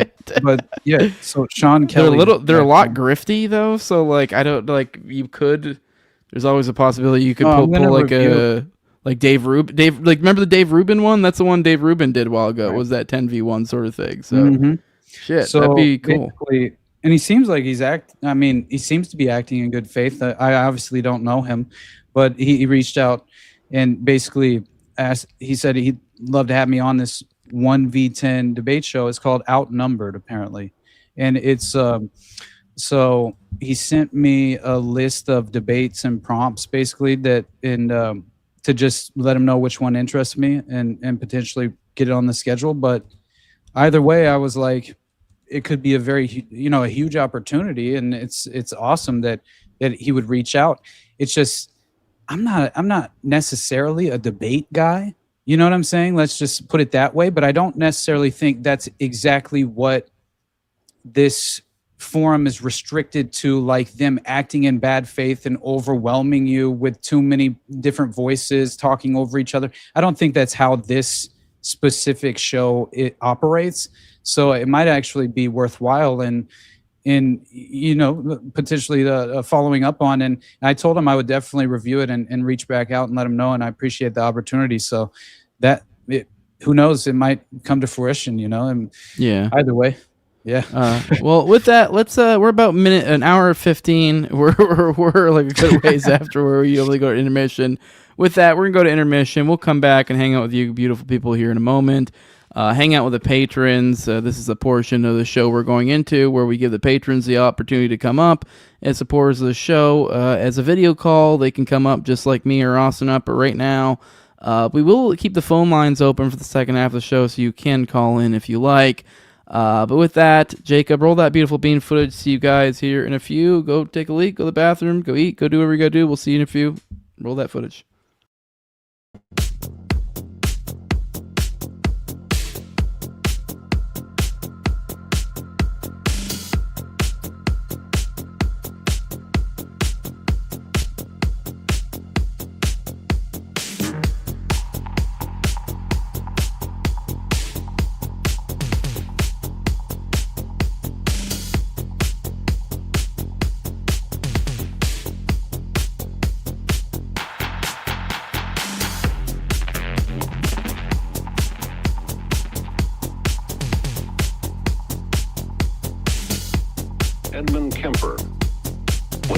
He killed his grandparents. He was sent to a mental institution where he was given the best psychiatric care available. After he was cured, he was released, only to kill 8 more persons, including his own mother. Most of his 10 victims were college girls he picked up as hitchhikers. He can talk about their murder and mutilation with great detachment, almost as if someone else had done it. I will say that all my victims were Gloria Steinem types, but there were different factors involved in picking them up, talking with them. I talked with all of them before I killed them. Imagination was so much more satisfying than reality. See, I have another problem. My father was in the 1st Special Service Force in World War II. They did a book and a movie called The Devil's Brigade. He was a combat sergeant in that group. And he volunteered for that as a single man. They would not take married men. That's how my parents met. She was working as a secretary in Helena, Montana, the capital city. He's a few miles out of town at an old, retired, closed-down cavalry fort for the U.S. Army that was reopened as a secret base for these guys to train out of at Fort William Henry Harrison, just outside of town. They got to know each other. They quite, it wasn't secretly, but it was very quietly got married, because if they'd have known he got married, he'd have been kicked out of the group. This is what was described as a suicide brigade. 5,000 men trained in all this devastation ways, right?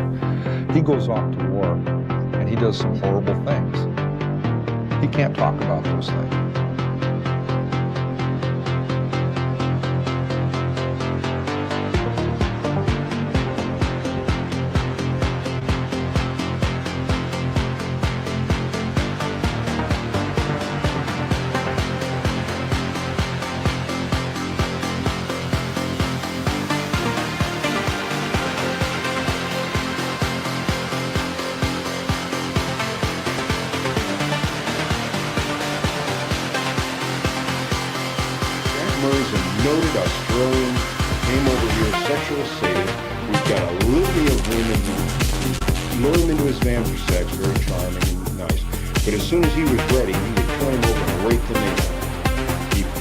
So bad on the back it left a scar. He damn near bit another woman's nipple off.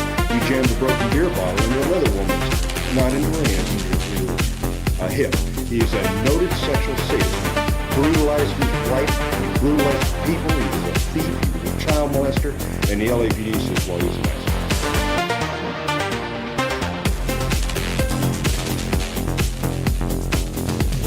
Los Angeles police now believe that 2 young women whose bodies were found Saturday were strangled by someone who was imitating the so-called hillside strangler.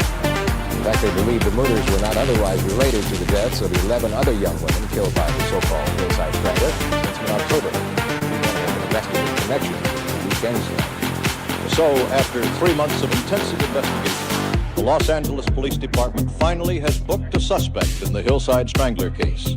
It remains to be seen if Ned York actually is the strangler. Roy Neal, NBC News, Los Angeles. Peter Mark Jones being held in Los Angeles. The police think he might be the Hillside Strangler. He was named by George Shamshak, who said he drove Jones's van while Jones committed 2 of the murders in the back.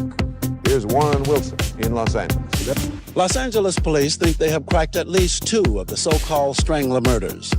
Meantime, police are still trying to solve 11 other hillside murders, which they now think may have been committed by several people. Warren Wilson, NBC News, Los Angeles. What do you want the world to know about you? The world has been fed many lies about me. I have read very few truths. Did you kill 13 people?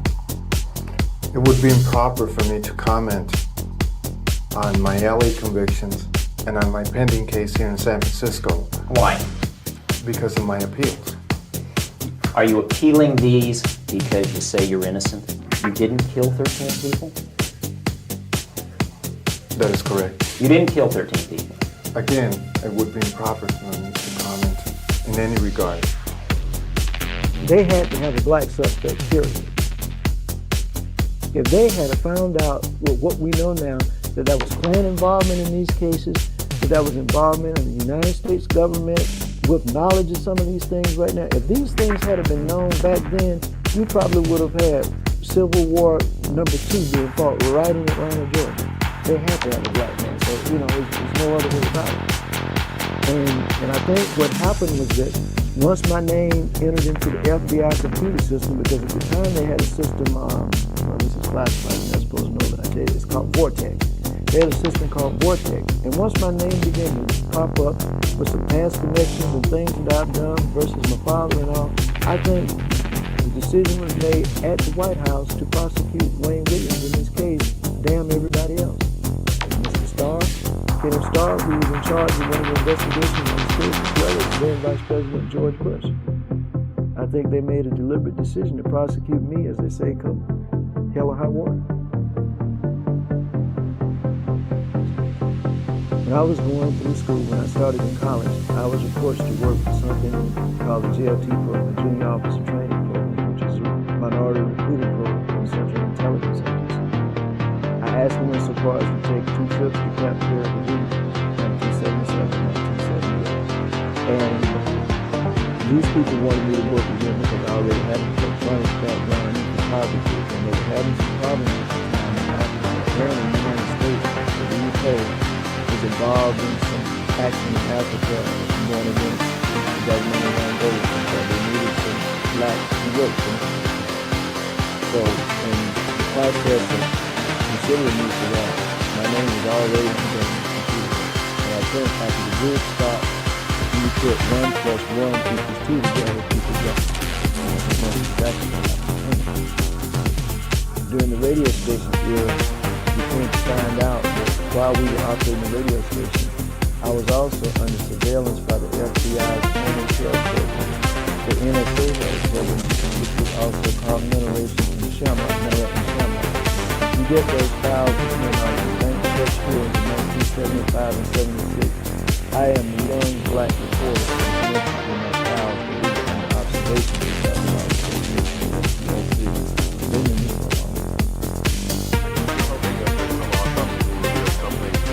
I'm praying for at least some data points, because otherwise it's the bug in Men in Black put on a Steve suit and went and did it.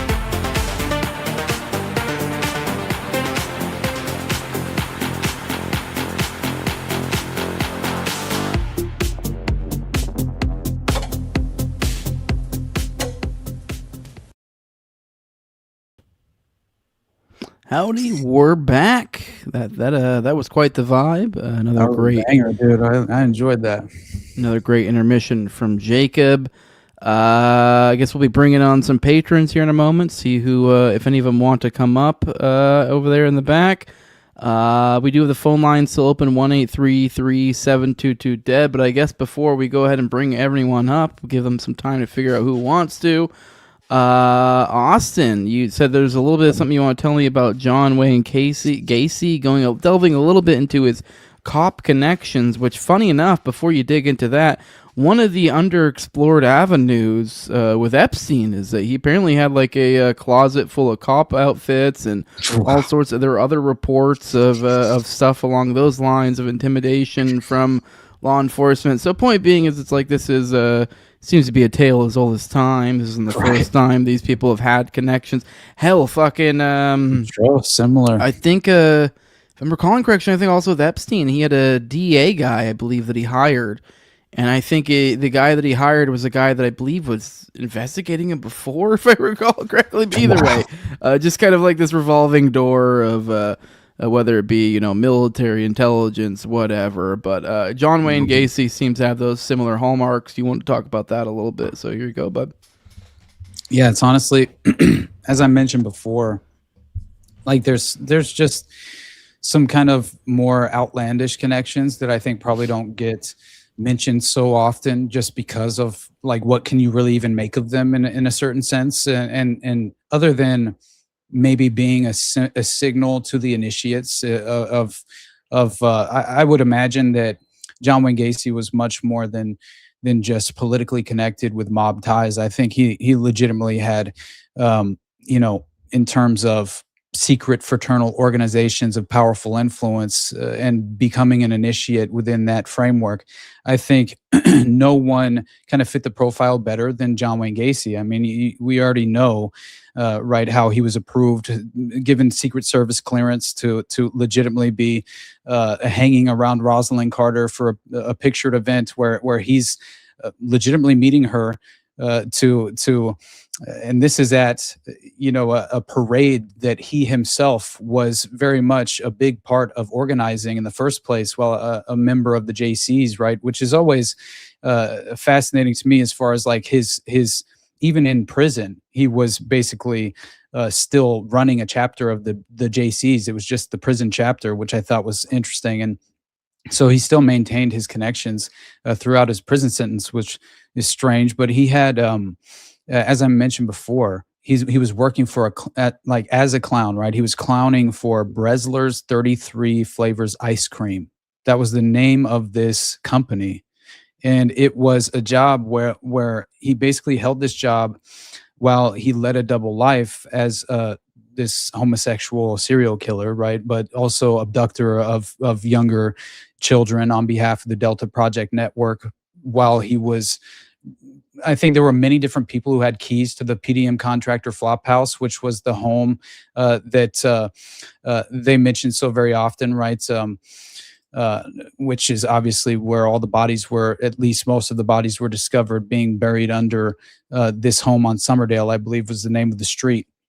But the point being is that it was throughout the time he held this job at the ice cream company.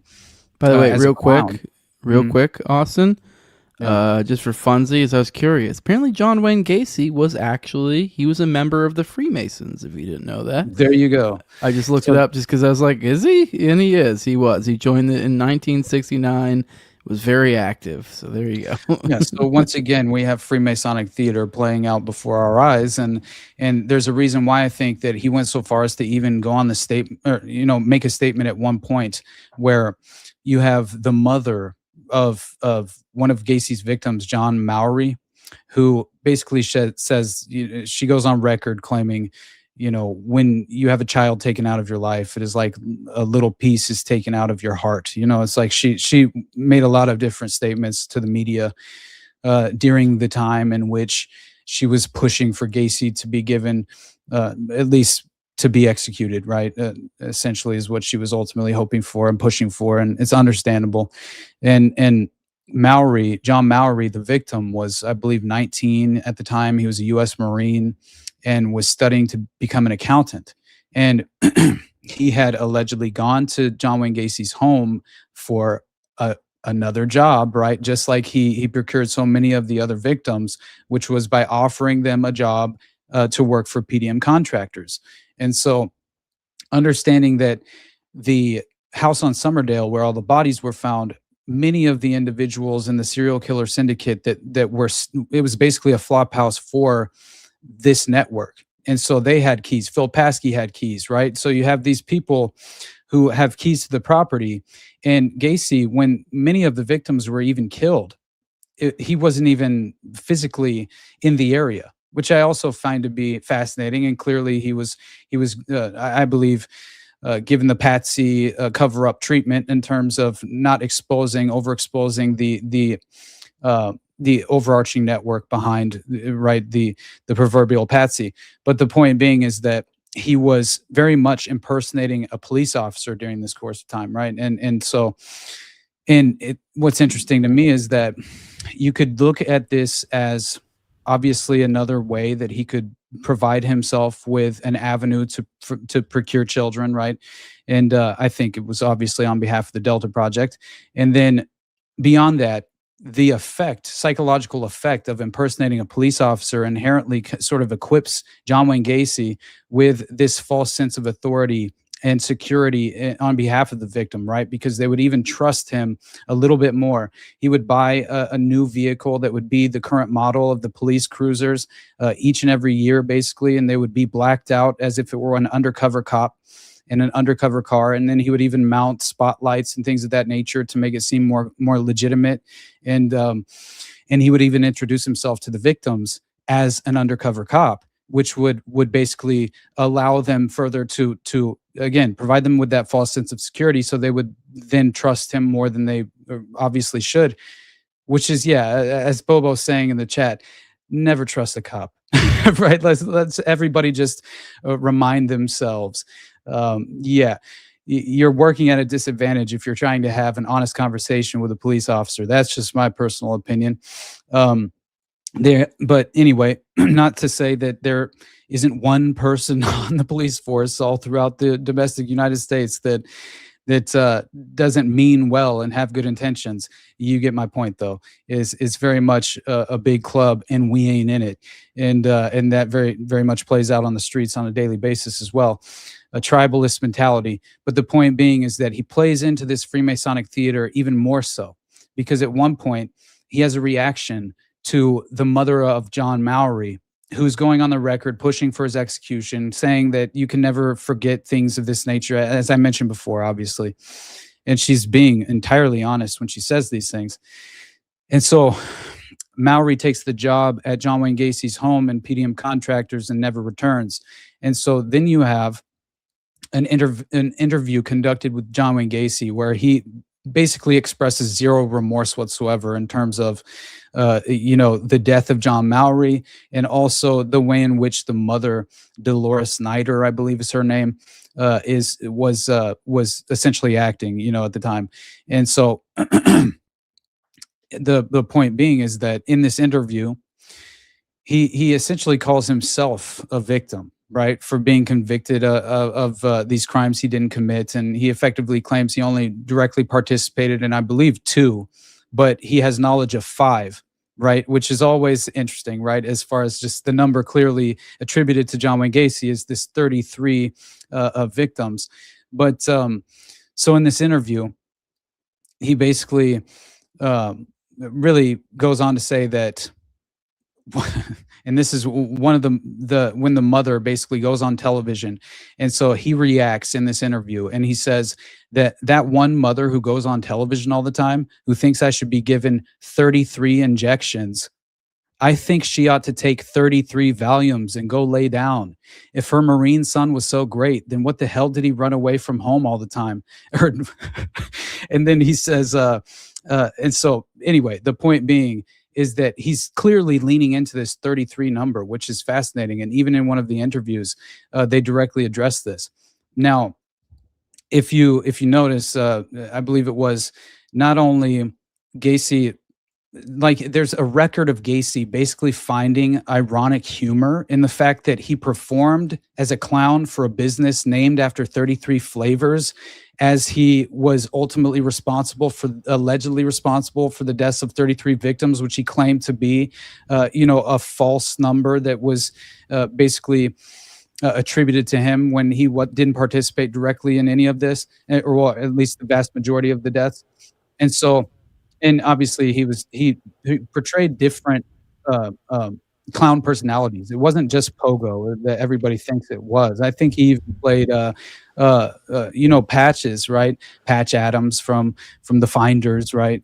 In terms of the Robin Williams character, who is basically a clown that goes to this child care hospital, and he's trying to basically provide himself with an avenue to become at least have the opportunity, right, to clearly be around children. Apparently there's the Patch Adams thing. Apparently there's a lot darker shit to that story. I forget the specifics there, but I don't know if you recall that, like, there is some sinister shit that was going on there. Like, it's I directly addressed it in my Finders episode, I remember, and I think we even talked about it in our series, right? Because actually we did, because I remember I brought up the fact that Marion Petty was personal friends with the original Patch Adams. And they were actual Patch Adams was a member of the Finders, and I believe was a legitimate pedophile that was legitimate. You get the point. He was a prolific pedophile. Yeah, not one of these illegitimate pedophiles. Yeah, exactly.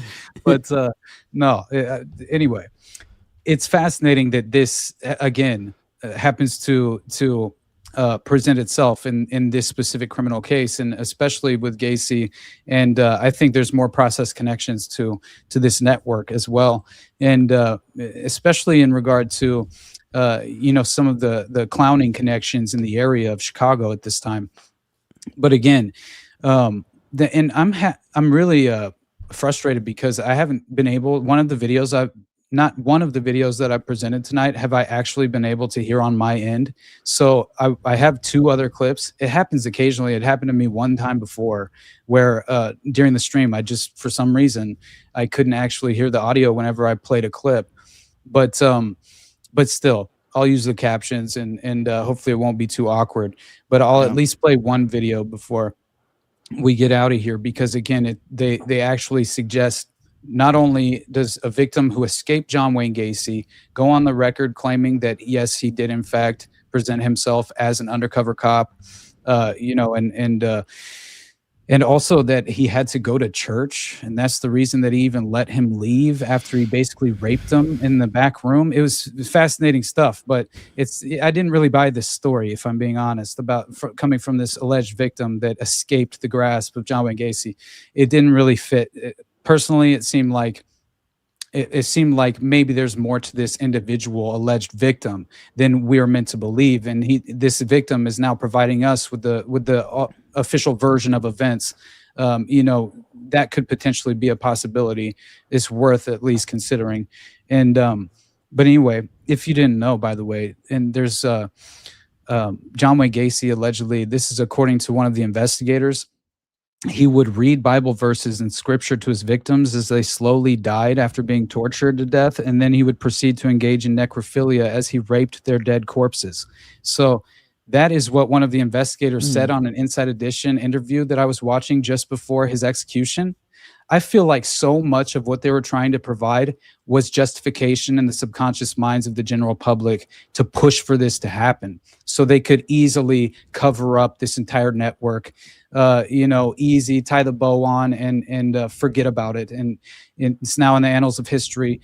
We can reference it anytime we want to have a new Netflix series that completely mischaracterizes and obviously restructures in a real way. It always seems to reinforce the official version of events as well, and the official narrative of things. But anyway, what I found crazy, and clearly all of this to some degree or another will be included in my episode one day, whenever it does finally get published and I finally am allowed to release it, because that's how it feels. Is like I'm basically imprisoned by this specific case, is almost how it feels. But it's mainly because, dude, the tentacles of this octopus are just absurd. It's one of the most absurd, overwhelming criminal enterprises that I think I've ever been introduced to. And to have so many direct connections to like satanic serial killers. It's like, my God, I had no real concept of basically the Ripper crew before I got into this case. And not realizing that there is sort of these profound connections to a serial killer, a satanic serial killer syndicate, right? And I think, again, whenever you realize that Robin Gecht, who's the main individual who's running the Ripper crew, is legitimately on the, basically receiving paychecks from PDM contractors, right? A company owned by John Wayne Gacy and was employed by PDM at the very same time.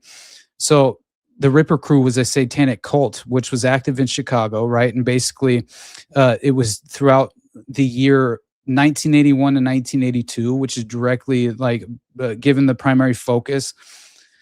And essentially, this is when basically you have, and it's interesting because it's like there's a crucial description of these attackers in October of 82 by a survivor, right, who was attacked. And investigators were basically attempting to link the potential perpetrators to this attack, and based on the description given by, I believe the name of the victim was Beverly Washington. And the testimony basically allowed the investigators to connect the vehicle, this red van, to the group's leader, which was Robin Gecht. And he was, it led to his arrest directly and subsequent, apprehension of a few other associates that were a part of this Ripper crew. Edward Spritzer and brothers, basically Andrew and Thomas. I believe their last name was Cocorales or something. It was a strange name, but they were all interrogated throughout the investigation process. And the members of this Ripper crew network confessed to over 17 murders that involved beheading the victims, dismemberment of the bodies, and all within the concept of cannibalistic rituals, with basically the forensic evidence throughout the investigation process provided the victim autopsies and corroborated all these facts in terms of the cannibalistic rituals involved in the beheadings process and all of this.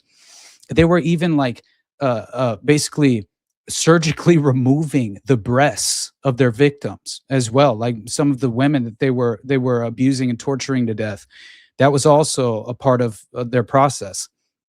And so anyway, it turns out that basically the Ripper crew directly connects to John Wayne Gacy, because clearly Robin Gecht is an employee at PDM Contractors, and this employment is basically the direct connection between Gecht and Gacy, and also involves directly Philip Paskey and John David Norman, because obviously the nexus is the PDM Contractor enterprise in regard to the Delta Project being ran through Phil Paskey on the outside at this time, and a nearby a property owned by John David Norman as well. And they were all involved in producing snuff films in regard to this. It's beyond a shadow of a doubt, in my opinion, just from witnessing the evidence personally. And so you have clearly, a broader network of sex trafficking, abuse, snuff films, torturous methods, I would think, being recorded as well, just for the overall scope of the enterprise. But again, it's like when you have all of these additional layers to the 33 Freemasonic connection, you are already reinforcing the concept that, yes, John Wayne Gacy was an overt member of the Freemasonic order. And let alone the fact that they found a ridiculous number of blackmail files on local individuals and political personalities that were at Gacy's property, right? And I always thought that was interesting, because during Gacy's arrest, most of the evidence, especially the detailed description of the evidence that was apparently, that basically the evidence seized from the property whenever the raid was conducted, the household inventory was never made public, right? It basically took the lawyers filing in I think it was the Cook County Courthouse, and effectively they were provided with a legal document that then they were allowed to publicize. And this was Gacy basically having this set of blackmail files on professional athletes, politicians, celebrities, and none of those files were ever officially entered into evidence. And so the fact that it took the basically these lawyers, and this is like 4 decades after the case, right? It's just fascinating to see that what they discovered in the household inventory were film cameras, photo cameras, 8mm editing deck, and viewing screen. That's child pornography, man. They were distributing and producing snuff films and child pornography. What was the film 8mm, man? We talked about that was the loophole. You could have an undeveloped strip of 8mm film, and you could distribute it basically legally, unbeknownst to the authorities, through a mailing service, which is just, what do you even do at that point when you realize that honestly, the pedophile occupied government should never shock any of us at this point in regard to the level of entrenched, sophisticated, systemic, networking that they're capable of in this context. I did want to re-emphasize something about Gacy real quick. One thing that doesn't really, I think, get honed in enough. We always talk about Gacy, and people always say, gay serial killer. That's what comes to mind.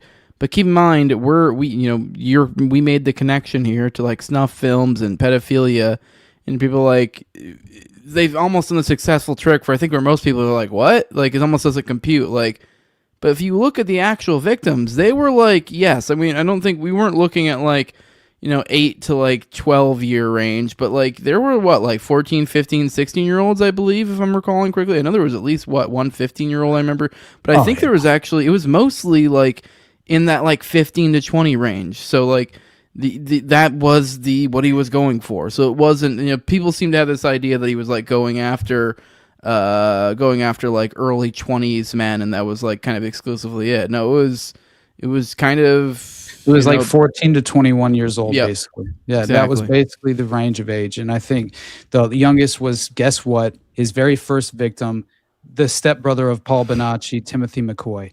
Get the fuck out of here. Honestly, I'm how can you now? And again, I'm not lecturing anyone. This is basically my frustration, bubbling to the surface in terms of how the hell, other than by design and facilitating an illegitimate cover-up, but obviously in a very efficient way, that the vast majority of people in the general public are just fully buying the official version of events, the official narrative, and this concept of serial killers in general, right? Which again, as a phenomena, I am very much altogether questioning at this point.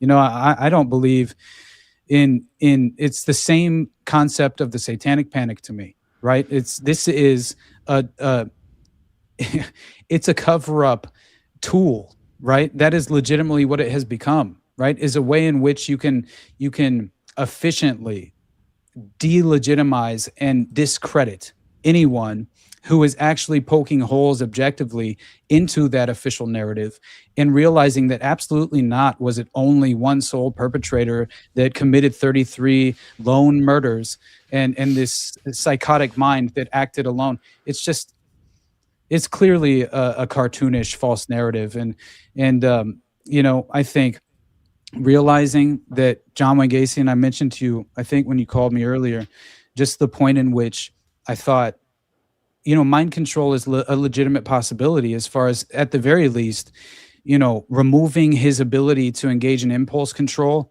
and even possibly losing just any sort of grasp on moral inhibition whatsoever, right? And I think this is all could be pharmaceutically induced. And so to understand, John Wayne Gacy, basically, he made all of these claims on the record where he's taking large amounts of Valium. And there's one specific video. It might be a little too long to play, honestly, for tonight, but it'll definitely be in my solo project. And he goes on the record and he's basically making the statement as well personally about the level of Valium that he was personally, his incredible drug habit is basically what it is. And it was part 5 in the CBS News video, the jailhouse interviews that he was participating in, where he reveals this incredible drug habit. And it was specifically tons of Valium that he would basically take by mouth. And he personally claims this led to temporary amnesia during his alleged confession. Now, this is fascinating, dude, because I thought, okay, consider the possibility of pharmaceutical-induced mind control, like I said before, or at the very least, this temporary absence of the internal psychological restraint, that typically provides the impulse control. And so you have this lack of moral inhibition that is basically brought about by the possible malevolent use of pharmaceutical agents. And this is when I thought, okay, we need to take this moment of him basically going on the record in the CBS interviews. He says, this helps basically explain his erratic behavior and alleged memory lapses whenever even, particularly regarding his initial confessions. So again, I'm thinking, so the only time that John Wayne Gacy actually confessed to all 33 murders was when he was under the influence of, and also he goes on the record claiming that he had taken 3.5 hours of truth serum, sodium amytal. He says this in the interviews. Now, what's interesting to me is that basically, and this was in 92, right? And don't get me wrong, like people need to understand how really psychologically threatening benzos actually are. And Valium is specifically Xanax, Klonopin, whatever you want to point out. I personally, as a young, dumb retard, just, engaging in drug culture, I kind of always, I played that game of drinking on pharmaceuticals, and trying to find the perfect recipe for the blackout. Experiences may vary. As me and you were talking earlier, and it's like I was more of an opiate guy. Sounds like you were more of a benzos kind of guy. And yes, an opiate guy, like you mix alcohol, you're more likely like throw up. Maybe it'll heighten the feeling. Maybe you'll get more itchy, a little clammy. But benzos, say goodbye to your memory and your night. So and moral inhibition as well. And also, like, you almost become sociopathic, but yet also over emotional at times in your reaction. And it's again this inability to engage in this impulse control. And I think that realizing in this 1992 exclusive set of interviews with John Wayne Gacy, I think it was Walter Jacobson from CBS conducted the actual interviews. But Gacy claims, and he goes on the record stating that he took Valium to cope with long work days and suggested that it had potentially contributed to his inability to recall events throughout this time. So he also alleged that he had taken this 3.5 hour, basically the sodium amytal for up to 3.5 hours of this truth serum to provide or to prove that he had no knowledge of the crimes. And this is basically, there's no real evidence on the record that shows that he was administered sodium amytal. So everyone essentially just kind of dismisses this for its lack of evidence in terms of the allegation, right? But before he was arrested, Gacy reportedly confessed to his attorney while entirely under the influence of tons of Valium. That's what the claim is. And only to wake up the next day with absolutely no memory of even having the conversation, leading to theories that would basically arise that the drug caused his temporary amnesia. And so this legitimately was happening during the time of arrest, where people were questioning, right, whether this was a legitimate confession. And especially because of his strange connections politically, things of that nature, right? People were starting to wonder, like, and also he had 5 children, and it was kind of funny, like, it's not funny, but the way he would describe how he would even, like, it was almost as if he had like a moral, he had like this moral struggle, grappling with how he would punish his children. And so he said he couldn't even basically force himself to use the belt on his children to punish them, right? That sort of thing. And I thought, just the way the guy was. Now, I'm not at all defending John Wayne Gacy. Don't get me wrong whatsoever. But I do think there's so much more to the story. And I also think that he definitely was only participating in a very, small minority of the overall 33 victims. But either way, the point that I'm really trying to get at is basically that he goes on the record claiming that he has no memory whatsoever of the original confessions, and also that he used these claims as a part of his defense. And you have basically this was attempting to portray himself as a victim of circumstance, or, even the medication-induced confusion and memory loss, rather than a calculated serial killer capable of such heinous crimes. And so now none of this matters, because inevitably he's convicted of all 33 counts of murder and executed by lethal injection in 1994. So it's, the only point that I would like to point out, obviously, and the reason why I thought it necessary and worthwhile in mentioning is just that I legitimately believe benzos and Valium is definitely a legitimate pharmaceutical agent that could easily be relied upon to help potentially remove that moral inhibition that I mentioned before. And who knows what you could become capable of if you're given the right formula and sort of conditioned in the right way. Well, I was telling you, my wife's epileptic, and so I've had quite a bit of experience with Valium when it comes to her. Pretty common for post-seizure to use it. Hell, even some of the rougher times where she's been hospitalized, they would even give Valium on a drip. Very much memory, in and out, very much tired. So you could totally see you get into these in between, like, somnambulous states, I believe is what they call it, like these like kind of in between waking and sleeping. And so you end up in this kind of this odd space so far as where your consciousness resides, while still being able to do things. So it is it's a unique place to be, and obviously this could be a chemist's dream. If someone was trying to manipulate certain behaviors, it would be pretty easy, I think, to do so with something like Valium. But with that, Austin, we're damn near in 2 hours. I got a couple super chats I figured we could go through, but other than that, I think we're basically good. I don't know if you had anything else you wanted to put, like put a little bit on the end there or something before we go through super chats. Honestly, put a bow on it, but kind of hit it all. Yeah, we've really discussed most of this is.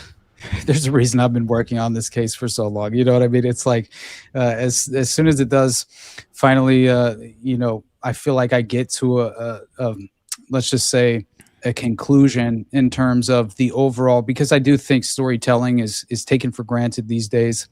I just think that's really the most important aspect of how you provide the details, especially in a credible sense, where it's convincing enough for people to really grab it and run with it and fundamentally internalize it to where, they will no longer fall victim to these false frameworks and these, just in terms of the deliberate deception of lack of context or whatever the case may be, in terms of these official narratives and mainstream version of events. So that was the main goal, and I just kind of wanted to briefly touch on a couple of things I found to be absolutely absurd. And I pulled videos that I really wanted to play, but honestly, it's not worth it, and especially since I can't even hear anything, it would just frustrate me. So I'll just probably put these clips in my episode at some point, and so keep your eyes peeled for that. But yeah, I'm down to do the super chats and then get out of here. Honestly, I might send you the Lego video though for the outro, so you can do it, because I would rather hear it. You know what I mean? Yeah. Well, I address these super chats. Go ahead and send that to me, and then I'll bring it up on the outro. But yeah, we got Hello Victories following up. The guy sent us a big super chat a moment ago. Kind of following up on your commentary on the 10v1. He said Austin and Jubilee would be insane, Jose. Now I did look, I searched, you said outnumbered. I couldn't find anything, just quick Google searches on outnumbered. Yeah, dude, so like a million fucking subs on YouTube, honestly. Oh yeah, shit, yeah. so you did find it and it has okay, Yeah. well, I was gonna say maybe it's not worth your time because I thought it was like Jubilee and then couldn't find it. Well, okay, well if it does, you should probably do that. Although I should probably start being maybe like, if you were to do that, I should probably start fucking with you more on the show and like just maybe start being more devil's advocate. No, for real, to like throw you off, because I mean the whole idea is you're gonna have like 10 people that are being like confrontational to you at the same time. But we also another 5 chats from Kitty Valentine's. Is awesome research into the serial killer topic. Austin, have you ever looked into the Fox Hollow Farm murders? Herb followed similar MO as Gacy and Dahmer. That sounds vaguely familiar. Does that does that ring a bell for you, Austin? Or Herb no? Baumeister. Yeah, no, I've never actually been aware of this property. Oh yeah, no, I have. Oh my God, yes. This actually, I bookmarked some things and I found some articles that we can discuss it in a future date because Yeah, it'd be a good one. my mom actually called me, and she of all people had watched a documentary. I think there was a documentary that was made about the Fox Hollow murders not too long ago, and maybe it was on. I don't know where. Is where that you the might- DuPont farm? Someone here is saying the DuPont farm. Is that the DuPont thing? Well, I mean, it looks like to me. Yeah, I feel like this is a fascinating because honestly, there's so much to this. When I was looking through the actual details of the case, because there's like they're talking about fragments like 10,000 human fragments recovered from the property or something, and in an attempt to identify victims and things of that nature. But yeah, it's a real again, it's another one of those cases that kind of provides you with a never-ending rabbit hole, right? It's one of those, and it feels like much more of a network in regard to this case specifically, and not necessarily as oversimplified as the official narrative became.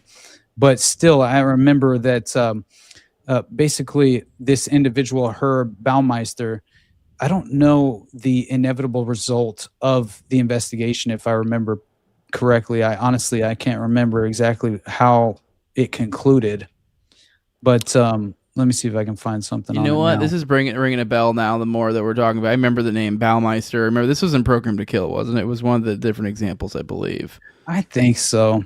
Yeah. It's like I specifically focus and prioritize portions of these books, and then never go back and reread through the entire a book in itself. I need to reread. By the way, Jacob is saying Herb killed himself, so there's that one. Okay, there you go. There's the conclusion. Yeah, he died by suicide after a warrant was issued for his arrest. So, yeah, and so that makes a lot more sense that they would have a patsy who died by allegedly killing himself after the warrant was issued. But so 12 basically, yeah, he's under suspicion essentially for these Interstate 70 like 12 murders, I think it was specifically. But either way, yeah, I'll have to do a deeper dive, because I definitely, whenever my mom called me, I instantly looked it up. I started bookmarking things and sending myself articles and stuff. So be something fun to talk about next week. Yeah, for sure. But with that, Austin, where can people find you at? We'll be back next week. We'll do another one of these, and looking forward to doing that. It'll be a good time. I'm going to send you that video. Oh, I sent it to you on X, I think, just now. Oh, it's like, I'm going to bring it up. Yeah, I'm pretty sure. Oh, wait, hold on. I got you. Sorry. I can't multitask very well, to be honest. But anyway, so I have a one-track mind. Either way, you guys already know, support me at the Underclass Podcast. Definitely the best place to I would say financially support me is the Patreon, and at least you'll get the paywall show, whatever this is, with me and Sam and Brad. And yeah, I thought, honestly, man, when I was researching a little bit more into the foreign policy, I saw just this angle in regard to this kind of foreign aid in regard to U.S. troops and Israeli troops, military troops showing up in Venezuela following these earthquakes. And in reality, they're actually controlling the flow of oil outside of the country.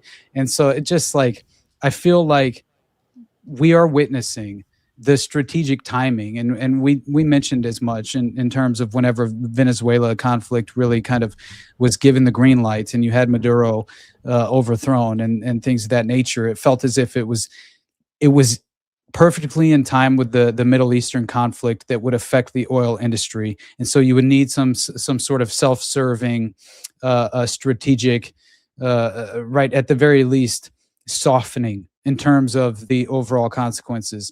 But yeah, there's a lot more to it, and I encourage people. There's an article.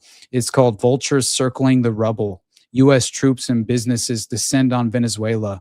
And it just goes to show the techniques and deceitful tactics of the economic hitman is always just it's always basically going to be a viable tool moving forward. And so you can kind of see that playbook as it reveals itself, and you'll be able, with the pattern recognition in tow, not fall into the camp of ever supporting some sort of foreign conflict such as this. But goes to show the confessions of an economic hitman ring true to this very day. So that's the only point I wanted to make. And beyond that, I mean, it's very clear that they are attempting to control its damage control in terms of how this conflict continues to escalate, and how the individuals in the general public in the West are intended to react to it. And I should have honestly grabbed that Laura Loomer video, the one where Lindsey Graham dies. Let me see if I can find that one. But honestly, we can go though if you want to. But nothing but love, everybody. You know this. I'll try and do another solo stream soon. I have definitely have a lot coming up. I have another trip. I'm going to go to Orlando. I think obviously not this week, but next week. And I got to see you, obviously. Hopefully we can do something whenever I come out. Yeah. But either way, I have a lot going on. I'm attempting to balance it all and hopefully come out the other end with some sort of productive solo project in the next few weeks. So, but beyond that, it's always love on my end, and I'll catch you guys on the next one. Hell yeah. For those who want to support what I'm doing, leave a like, share, subscribe, comment, leave a 5-star review on iTunes and Spotify. You can find the show on YouTube, Rumble, all the major audio podcatchers, and Twitter as well. On Twitter, that's at Tower Gang Jose. Everywhere else, it's just the No Way Jose podcast. And if you want to support the show the best way you can do that with money over at patreon.com/NoWayJose2020. The lowest level you get access, at the lowest level being $2, you get access to a whole host of perks. Keep about 1 to 2 behind the paywall, or do about 1 to 2 behind the paywall every week. Keep about 3 to 4 behind the paywall at any given time. Give you guys access to ad-free RSS feed, the Telegram, and the pre-show, the post-show, and video calls. And this show right here, Are You Dead, which goes out on Tuesdays at 9:30 p.m. Eastern. I'll also give a big shout-out. The highest level of my Patreon is a big thank you for their support. On my previous Ghost and Tower Gang, at Learned Toad, also at Brigade D's, at ZFRCK, at _Invisiel, Tim Tull, at John Klebold. Big fan of the show, Torn May, at Wayne Tacos, One Undercover Kids, No Free Lunch, Jack, Mark Vestibule, Jacob Winter Guy, the Biblical Eric Podcast, and John Black, you beautiful bastard. And with that, one more thing. One more thing. All right, here we go. What's the one more thing? Take that one away and let me show you one thing. I'm sorry. I'm sorry. It's not long. I swear. It's not actually long. But it's worth seeing. And again, this is at least RT did it as well, but they also kind of had like an underneath the actual footage of Lindsey Graham being taken to the hospital, which we might play that one as well. Who knows? But this is specifically the Laura Loomer Lindsey Graham death video. So we're playing this one as the outro now.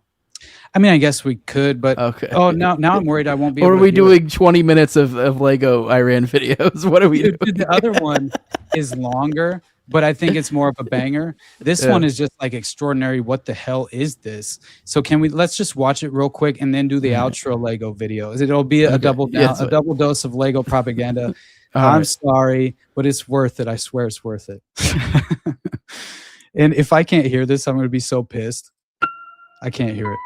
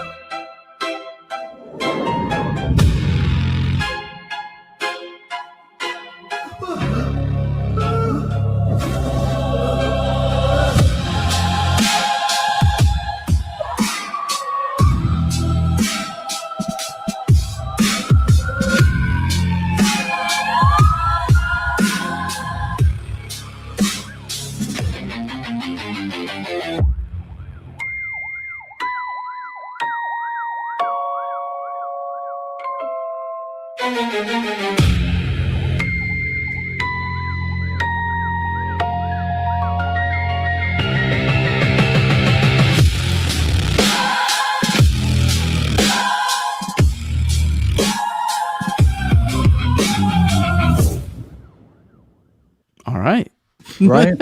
That's crazy. And so I had to share that with you because after I described it, I felt like it was worthwhile and showing everyone. But anyway. mean, I think some of these Lego things are. I did watch a little thing on this a while ago. They're like sort of the unofficial, official through the Iranian like state. So I don't know. There could be something to that. But with that, let's play this outro. We'll see you guys in the next one.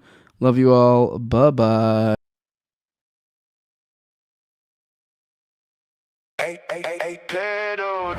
Your empire is done.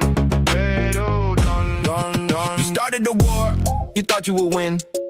Now look at the mess that your country is in. Look at it. Your general's crying, your plan was a bust. The promises made are now turning to dust. Marco Rubio was sweating, he's grilled on the floor. They asked for the billions you wasted on war. You lied from day one, you keep capping a lot. But look at the street, we got it on lock. Locked down. You're begging for mercy, you're begging for peace, while telling your media Iran wants to cease. You sure? You're losing the straight, you're losing the state. And now the whole public is drowning in hate. You told, stop talking about Epstein. Now listen to the crowd. Epstein, Epstein, Epstein. Louder! Epstein, Epstein, Epstein. Don't stop talking about Epstein, Epstein, Epstein. Louder! Epstein, Epstein, Epstein. You lied about Iran, said Navy is gone. You promised regime change from darkness to dawn. Keep dreaming, your beautiful B-2s were flying so high, still shaking inside. You're about to cry. You stood on the stage, looking completely detached, saying, I don't care about voters, this cash. Did he really say that? Yeah, he did. You care about ballrooms, luxury suites, while American families starve on the streets. And peaking the economy's dead, but you worry about Israel instead. The corruption is deep, AIPAC's buying the state. Every politician's got a price on their plate. You're all just puppets dancing for funds, while Iran is standing and holding the guns. You're losing the straight, you're losing the state. And now the whole public is drowning in hate. You told, stop talking about Epstein. Now listen to the crowd. Epstein, Epstein, Epstein. Louder! Epstein, Epstein, Epstein. Don't stop talking about Epstein, Epstein, Epstein. Louder! Epstein, Epstein, Epstein. You called yourself a king, but you're just a BJ queen. The biggest disaster the White House has seen. Your empire is done. Done.